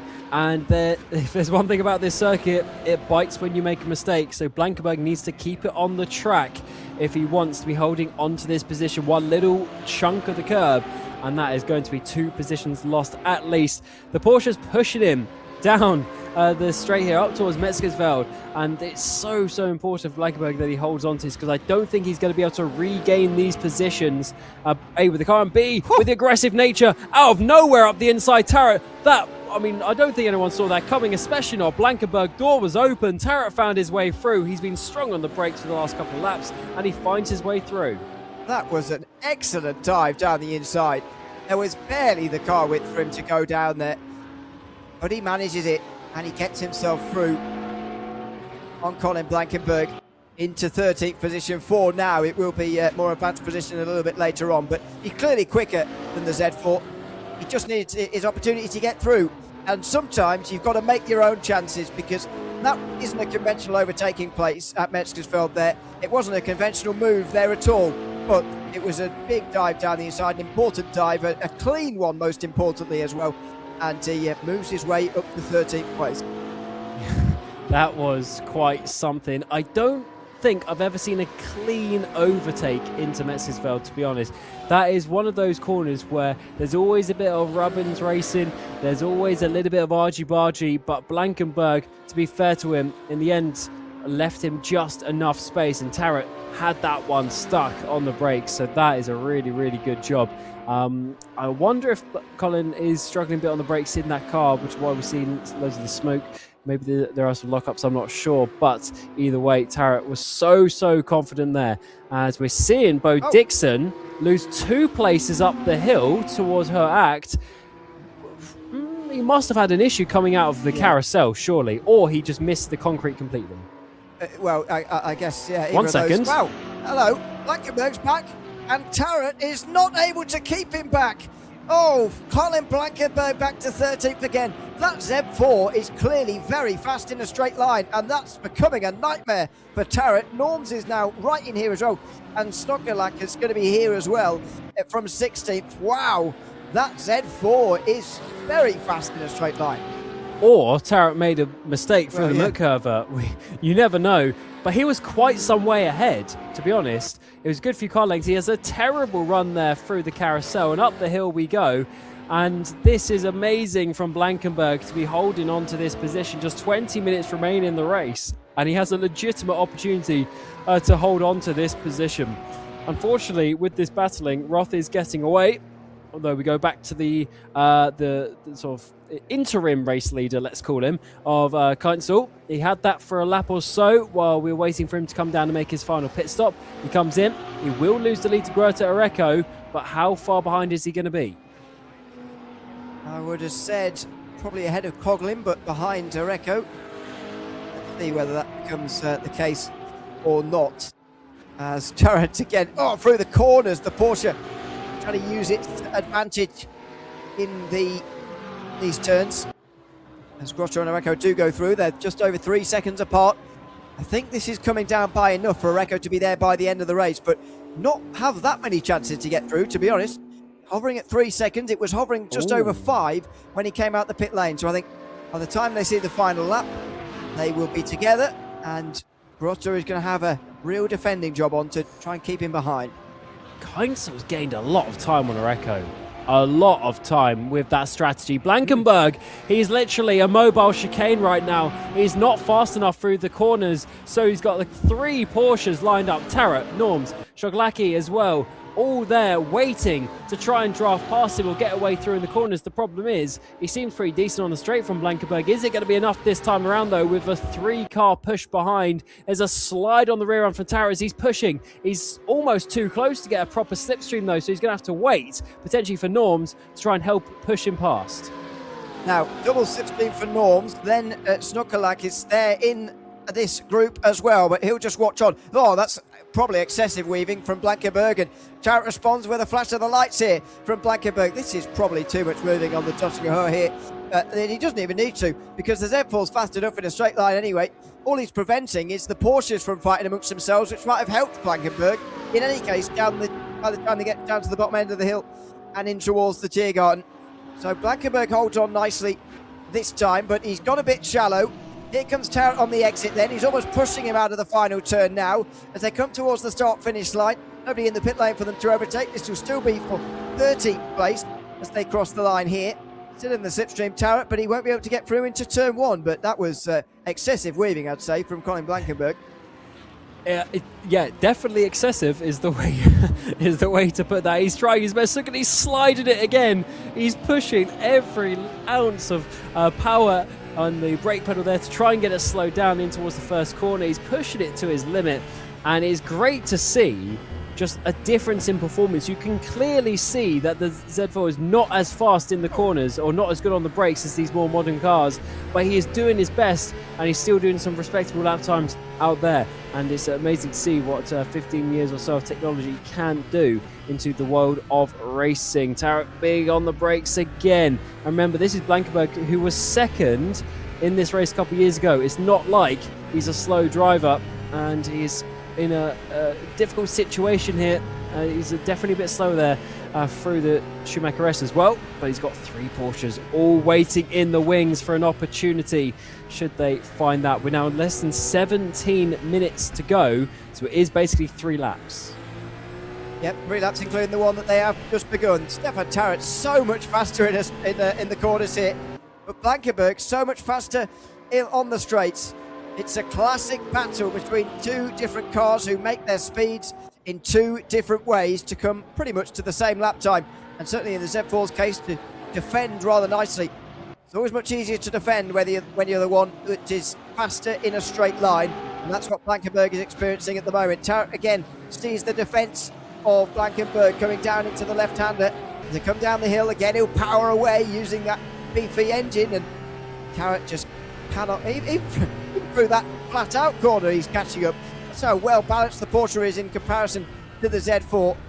These kinds of battles are always so fascinating to watch, but so far Tarrant has not been able to convincingly and decisively get this pass done. He's not. He did find his way through, but then we didn't quite see it. It was off camera, either mistake or just some top speed from the Z4, and he's not able to. But yeah, just look at him just pull away, actually, just meter by meter. So I think that BMW, that is probably what it is, has that little bit extra top line speed, but even through the corners, it possibly even is the downforce and therefore drag on the Z4. Less downforce, but also less drag. Now we work our way through up towards straight and cross. This is such a tricky corner. This is an opportunity for Tarrant to be big on the brakes, be brave on the brakes in towards Arenberg if he wants to do so. He's trying to open up the door to the right-hand side, but that's blocked. Oh, contact is made. Blankenberg's going to go wide, and that's such a shame for him because he's surely going to lose another place to Norms. No, Norms gets all over the curb. Blankenberg is gifted that one space. Snoglacki, though, is going to take advantage of that to gain up into 15th place. Well, hold on. Blankenberg is going. He's having to stand on the brakes there. He was much faster down the hill. And he just about has to back out. Tarrant should have it now. Although it was a bump and run, really, wasn't it? In towards Arenberg there. Tarrant getting through as a result of that on Colin Blankenberg, who won't be very pleased. But Blankenberg immediately has got to push that to the back of his mind, because effectively he's got to do exactly the same thing with the 2 Porsches, the very 2 Porsches that are right behind him again. This is an amazing battle that we are seeing. By the way, it's less than a second for Greta at the front. but on the screen, it is Blankenberg who is still in this 14th place battle. Tarrant is going to be gone. I don't think by the time we get to the next straight, it's going to be enough. But this is what we want to see, because this is for the lead. Because Keinzel is in the backside of this battle as well. It's 3 cars, 3 seconds, and 3 laps to go. Absolutely fascinating. This has been the entertaining battle to watch for the last few moments. In a moment, we're going to get the battle for the lead between Grotte, Areco and Keinzel to watch as well. They're, by the way, nearly 2 minutes ahead of these guys who are engaged in this at the moment. But nevertheless, still a great fight to watch here. Lap 16 about to be completed, by the way. Give us 2 to go. Again, we're going to see some more pit stops, but not for those who are fighting for the win out front. They're only separated by 2.5 seconds. A grandstand finish on its way. Blankenberg, meantime, holding his advantage coming out of Bergwerken Hill power away. Top of your screen, and that is the view on board with Nico Areco, who might get the whiff of a slipstream here from Grotte, which would actually give him 3 runs down the Döttinger Höhe to get through, if indeed he can get there in time. And because of the nature of this track and where the overtaking opportunities are on the finish line, you can literally have a battle up until the final corner and potentially overtake on the final lap in towards Tiergarten. So there is a couple of opportunities here for Areco to get through. I don't think Grotte, I don't think Grotte factually is not at full speed, having to save fuel to the end. So I don't think it's going to be so difficult for Areco within the space of a couple laps. It just depends, can Grotte put his car in the right place and go flat out where he needs to try and hold on? The problem for him is that Keinzel will then eventually catch up and give a double slipstream. So it is going to be a tough one for Grotte to hold on to, but let's see what he can do. He's pretty much guaranteed a podium either way. Ike Berger, by the way, is still in this 4th position as it stands. He's coming. Nico Areco is coming, and he's going to fly past Christian Grotte. Grotte can't use his full speed at the moment. He's persevered with this one-stop strategy. He's done wonderfully, but he can't hold back the Porsche. The BMW not fast enough in a straight line to do that anyway, even if all things were equal. Nico Areco had to do that time round because Clemens Keinzel was catching right up very quickly, and so the Dane had to get through. Christian Grotte can't hold him back, and unless he can do something very, very special with the BMW from here on to the finish, these next 2 laps are going to be about Areco pulling out a margin to see him home. Keinzel has got to do this as quickly as possible, get past the Norwegian as quickly as possible if he wants to have any chance.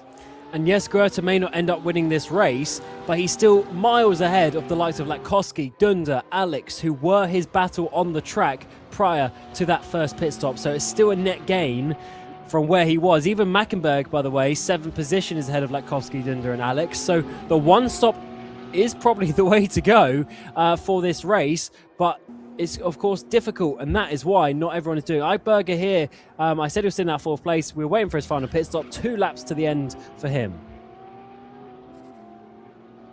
Yeah, indeed. So 10 minutes to go, and the drama keeps coming to the very end. Weiser drops down, Eisberger as well, with those stops, and those should be the last ones now. Marvin Mackenberg, by the way, the other one to have one stopped, is up to 5th. So, to be fair, when you look at it like that, the one stop has been beneficial for them because it's probably better than they would have done. However, it's not going to be race-winning strategies for them today. Grotte has to let Keinzel through now as well. It's a fight between the 2 Porsches. I don't think Clemens Keinzel is out of this yet, but the one-stoppers certainly are, and that's a shame after such a great effort from them. My worry is, did Keinzel do something like not take tyres for him to gain so much time? Because the gap was a good, I swear it was like 15 seconds, unless I'm remembering wrong. It was a good chunk of time that Areco had in the end before we made these final stops, and suddenly he is here. Is there another twist in the tail though? Areco, we've spoken about since that amazing qualifying lap where he went 1.3 seconds quicker, and he was able to take that away from Keinzel. is that going to be a twist in the tail where we thought Reco was going to win all the way through? He's basically led the race from start to finish. What is it going to be in the final 10 minutes? I think the difference that you're talking about, the gap expanding and then coming back again that you're talking about, came down to maybe a difference in fuel load, because they haven't stopped on the same laps each time here, these guys. I seem to remember Kainzo being much further down, as you say earlier, and that must mean he maybe took a bit more fuel on that occasion. Now that he's back equal again, he's even on speed with the Reco again, but he's also really closed in through the pit stop phase. So maybe you're right that there's some tyre things going on here, but I think it could also be explained by different fuel loads. And again, such the fascination of this round of the special event calendar, as it were. In fact, it's an 18-lap race with 8 laps on a tank normally, but possible to do 9. Kainzo gets it a little bit wrong there at Adenauer Forst, costing him a little bit of time. Normally 8 laps, could be 9, but the fact that it is 8 lap means that you've got a massive pit window to play with if you're going for a two stop, and so you can have battles like this that really string out and come right back together then for the end. I love the 2.4 hour format, to be honest. If it was just a standard 2-hour race and we'd been packed up and gone home about 15 odd minutes ago, it wouldn't have been a better event. That 0.4 hours makes a whole lot of difference, and I'm really excited to see how it goes moving forward as well. Of course, we've been doing these special events now for years and years, and I've been able to cover so many of them, and it's great to see this 1 versus 2 format. And either way, just having that second pit stop in a race like this, when you're already pushing drivers to their limit, going beyond that 2-hour mark fatigue wise, is certainly a great idea. Yeah, I know that we've spoken about this. I know you have spoken to this a lot of people about the idea of having endurance races that are not dead on 2 hours, dead on 3 hours, 4, 5, 6, whatever the amount of hours it is, but having a strange number of minutes in there, because we're so used to going to the top of the hour, and especially in GT3, where generally you do 1 hour stints every time, or in any GT car, to us, you do 1 hour stints each time around. It makes it very uniform. It makes it so that everybody knows what they're going to do. But as you say, this completely opens things out. The fact that it is 2.4 hours adds so much. It's not the extra 24 minutes that we get compared to a 2-hour race. It's the additions in terms of strategies that we get that's so fascinating.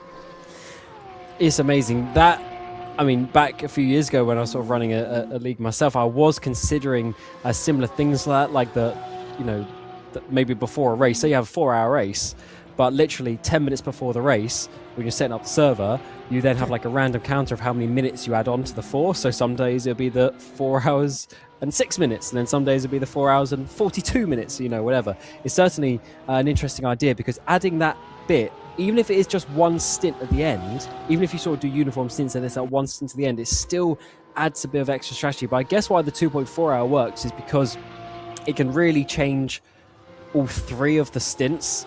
It's not too long either, but therefore you can have 3 completely different stints. It's such a great format. Also, only one driver can do it, which is also really good. So in general, it is just a great format, and I love the fact that we come and do it every year. Of course, there's so many, Dubai, Spa, etc., that we do over the course of the year. Yeah, it is fantastic, the amount that we get to do.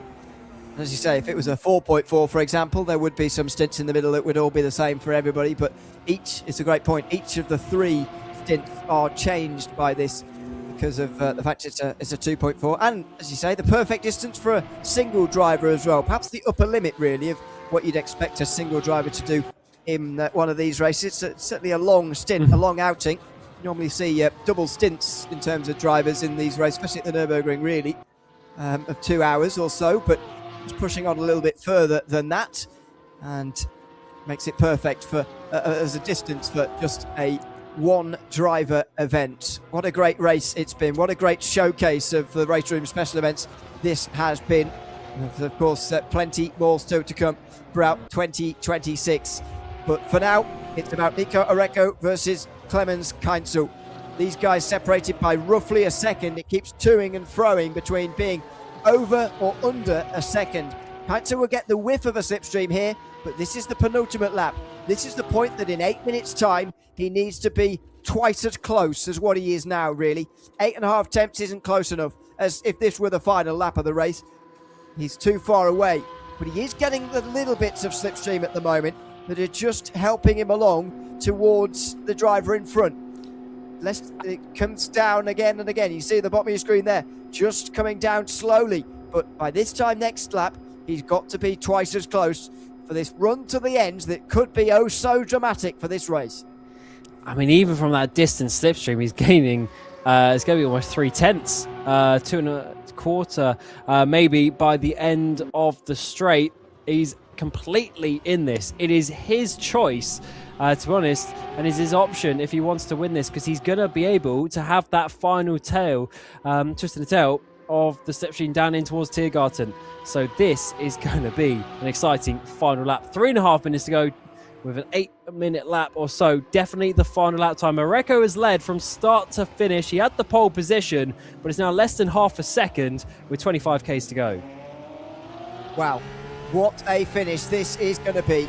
Clemens Keitel trying to pass Nico Oreco, who was third last year.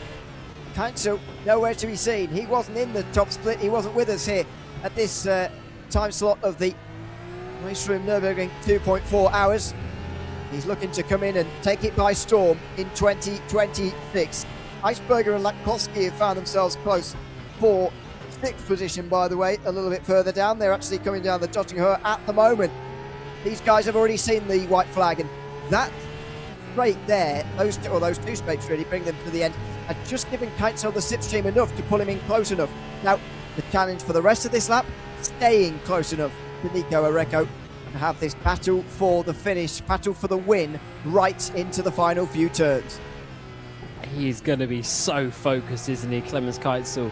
He's going to be looking at the back of this Porsche ahead of him, of Oreco, the whole 20-odd Ks around the Nordschleife.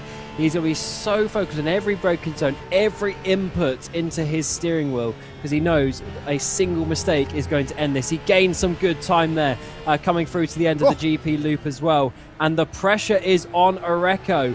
He was second in qualifying, third in the race last year, and now he's going for the race win. Is he feeling the pressure from that with Keitel all over the back of him? Oh, what an extraordinary finish this is set to be. Even looked as he was going towards the last corner of the Grand Prix circuit there, Keitel, as if he was going to spring a surprise attack. Oreco a little bit offline there into the Hatzenbach as well, and Keitel can close even further onto the brakes and using a few of the very small number of curbs that you actually do use here out on the north side, hooking over that right hand side one for an exit through the left, and then over the bridge here towards Flugplatz. Keitel is putting the pressure on Oreco here, who, as he said earlier, has led pretty much every lap of this race. Every lap that hasn't been decided by strategy has been led by Nico Oreco, and Keitel is trying to put an end to that for the only lap that matters, lap 18, the final lap of the Nürburgring 2.4 hours in 2026. Here comes Clemens Keitel on the way towards Schwedenkreuz. Attempt number one, chance number one, decides not to take it this time over the top of the hill, perhaps sensibly, as well as time almost coming to a close. And if you're in his position, I mean, do you go for it early on in the lap, or do you wait for one opportunity down in towards Tiergarten? I mean, the pressure's on him as well, but does he have the presence of mind to wait for the best overtaking opportunity? The problem is, it's one and done, or one and none potentially, if he can't get it on the brakes there through Tiergarten, underneath the Bilstein Bridge. That's the important bit. Wide there goes Oreco. He's certainly feeling the pressure. He doesn't have the car underneath him like he did in the opening 2.2 hours of this race, and in the final few moments, the final couple of laps, I think is all advantage Keitel. He just needs to find a way through. He had a small chance into Metzgersfeld there, but he decides not to go for it, and perhaps sensibly as well. Sun is setting here at the Nordschleife, shadows are long, race coming to a close. Time, in fact, actually has now elapsed. We've had 2.4 hours. We've got the extra moment as these guys have to make their way to the start-finish line, of course, at the end of this final lap. Bit of a slide through, miss from Keitel that time, and Oreco extends his gap by just a few tenths of a second down into Verstappen. The next overtaking chance, the recognised overtaking chance, is coming up next. It's the long run through Kesselchen up to the mud curve on this final lap. Does Keitzel do anything here, or does he elect not to attempt to move until the very end? Oh, big save by Keitzel. That rear end was gone.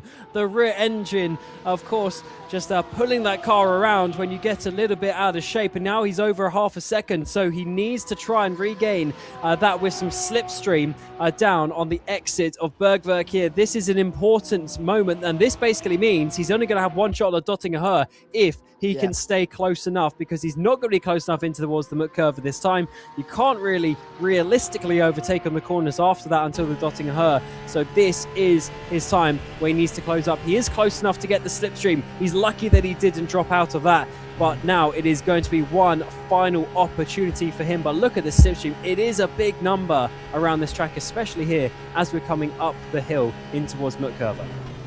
Bergwerk wasn't a great run through there from Nico Recco, to be honest, and so that's allowed Keitzel to really benefit from the slipstream and get right back to where he needed to be. 8.5 tenths was the gap last lap from Keitzel, and we saw how little that was in terms of giving him slipstream. We saw how far away he still was into the Tiergarten on the last lap. He needs to be way, way, way closer than that. I mentioned he needs to be twice as close. We'll put it at 4 tenths, and Recco's slightly higher than he needed to be there through the carousel, but the pressure on both of these guys at the moment is immense. Here's the final section we were talking about there, where overtaking is oh so difficult, and that's absolutely the case here. So don't expect to see any of that, but it's crucial in as far as Keitzel staying close enough is concerned, and as far as Recco's chance to break away. And just a quick little mention on the one-stoppers. Gröter is 3rd, Mackenberg is 5th. That definitely was the best strategy today. It may not be the one that wins the race, though, with these drivers fighting so hard, but at least a good shout-out from the 2 BMWs there who have tried and looks like are going to make that. Lekovsky, your winner from last year, is a minute off the lead as it stands, with Eichberg on a completely different strategy up into 7th place as well. So strategy, the big talk of the town here in this 2.4 hours, but now it is down to not strategy, but a simple overtaking maneuver that needs to be done if Keitzel is going to be winning this race. He is a couple of tenths back from where he needs to be, but he has about a couple of kilometers until the Kleine Carousel. That's a great exit out of the left-hander there on the run down towards Flansgarten. He's within 4 tenths again. Through Flansgarten, the double right-hander. This is high-speed stuff from here, and he's just a little bit offline. He slides, and he's over half a second back now, over the top of the hill. And Recco might well just have stolen the marks that he needs. Oh, he makes a mistake himself. A flat-out right-hander, and he goes off himself. What a strange error. Nico Recco will have done that corner without thinking all race, but now the pressure's on at the very end. Suddenly it's all crumbling for these two. They're both making errors. They're both making mistakes. One of them's going to win, though. One of them is going to survive this onslaught of pressure. It's still 6 tenths of a second. It might not be close enough for Clemens Keitzel here. He's got to have a brilliant run through Galvenkop. Through they go, the right-hander. It's a good run for Nico Recco, to be honest. And here comes Clemens Keitzel now in the slipstream. Is the slipstream going to do enough? I'm sure he's too far away at this stage. Recco is going to hold on, I'm sure.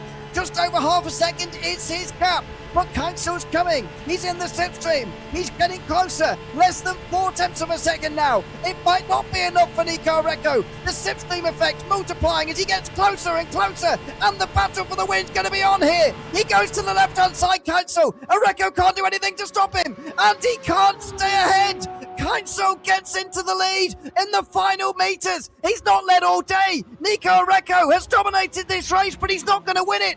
Clemens Keitzel is going to steal the Nürburgring 2.4 hours on the very last lap. Even the margin that Recco had coming onto the Döttinger there of 6 tenths wasn't enough. Clemens Keitzel steals the win by less than a quarter of a second, and he wins the 2026 Nürburgring 2.4 hours.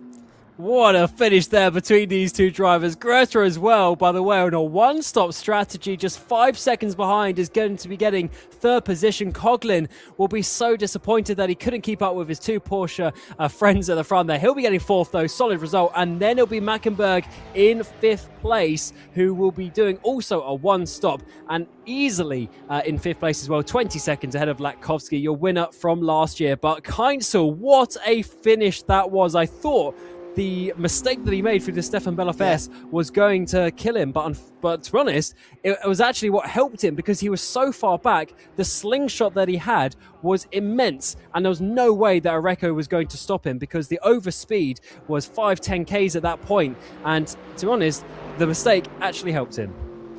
Well, yeah, because actually, as he came back again, Areco couldn't get back past, so Kainzel timed the move very, very well, as you say, up over the top of the hill there at the Bilstein Bridge.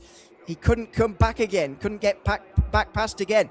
So a remarkable finish. I thought Areco had it, to be honest, at 6.5 tenths, but it shows, doesn't it, how the slipstream effect multiplies itself as well, because previous lap, 8.5 tenths, Kainzel wouldn't have been anywhere near. We saw that on the previous lap. Areco that time, though, just 2 tenths closer, and he was more than close enough to get through. In fact, Areco couldn't even stop him. So what a remarkable finish. There's your top 3. Clemens Kainzel steals the win at the very end ahead of Nico Areco, who's on the podium for the 2nd year in a row. And Christian Grotte gets to the podium this year with a one-stop strategy. Doing better this year than the one-stoppers did last year, by the way. But what a finish. That's a finish for the ages, that is. That was amazing for Areco. He's going to be gutted. He led pole position. He led 2.39 hours of that, but unfortunately not enough. He was a few hundred meters short. I mean, what's that? About half a kilometer short in the end. And to be honest, Ewan, that was one of the best finishes to a 2.4-hour special event that we've had. Amazing finish, amazing. I mean, we could talk about it all day, to be honest, because, you know, there's so many factors in it as well. We talked about the strategy throughout the whole of the day, but actually, if you rewind about 2 hours previous to now, you think about the fights that we were having, and Ferdinand Coughlin was there as well, and you just wonder whether his middle portion of the race could have been better, and he could have been in there as well with Clemens Kainzel catching up to Areco. But, I mean, you look at it earlier on, Nico Areco looked like he was dominating that race. We look back to qualifying, he was more than a second ahead of the rest of the field, and in the end, he comes up short by just a few tenths. I'm not sure Kainzel led a single lap of that race, strategy or not. Certainly on strategy, on legitimate strategy orders, Nico Areco was never not leading that race. And suddenly at the very end, he was passed. And that's got to be difficult for him to take. But nothing he could have really done about it on that last lap, which I say was a strange last lap, because he made that mistake through the Stefan Belafes, which was a little bit unusual, but I'm not sure that actually mattered in the end, really. Yeah, I think Areco was feeling the pressure there in the final lap or two. He made a few mistakes. He allowed Kainzel to be able to basically catch up. So I think if he wasn't feeling the pressure, he probably would have been able to hold on, but that's racing. And he went 3rd last year, 2nd this year. So next year, maybe he'll finally get the podium. Well, maybe, but we'll have to wait and see next year. Well, what a fantastic RaceRoom Nürburgring 2.4 hours that was. Nico Areco in the end, passed by Clemens Kainzel on the very last lap of the race. You're not going to see a finish like that very often, that's for sure, but it's been a pleasure bringing it to you here for 2026's edition. Plenty more special events to come over the course of the summer, of course, so keep an eye out on RaceRoom for those coming up over the next few months. For now, I've been Ewan O'Leary alongside Cam Roger. Until we see you at the next RaceRoom special event, it's goodbye for now.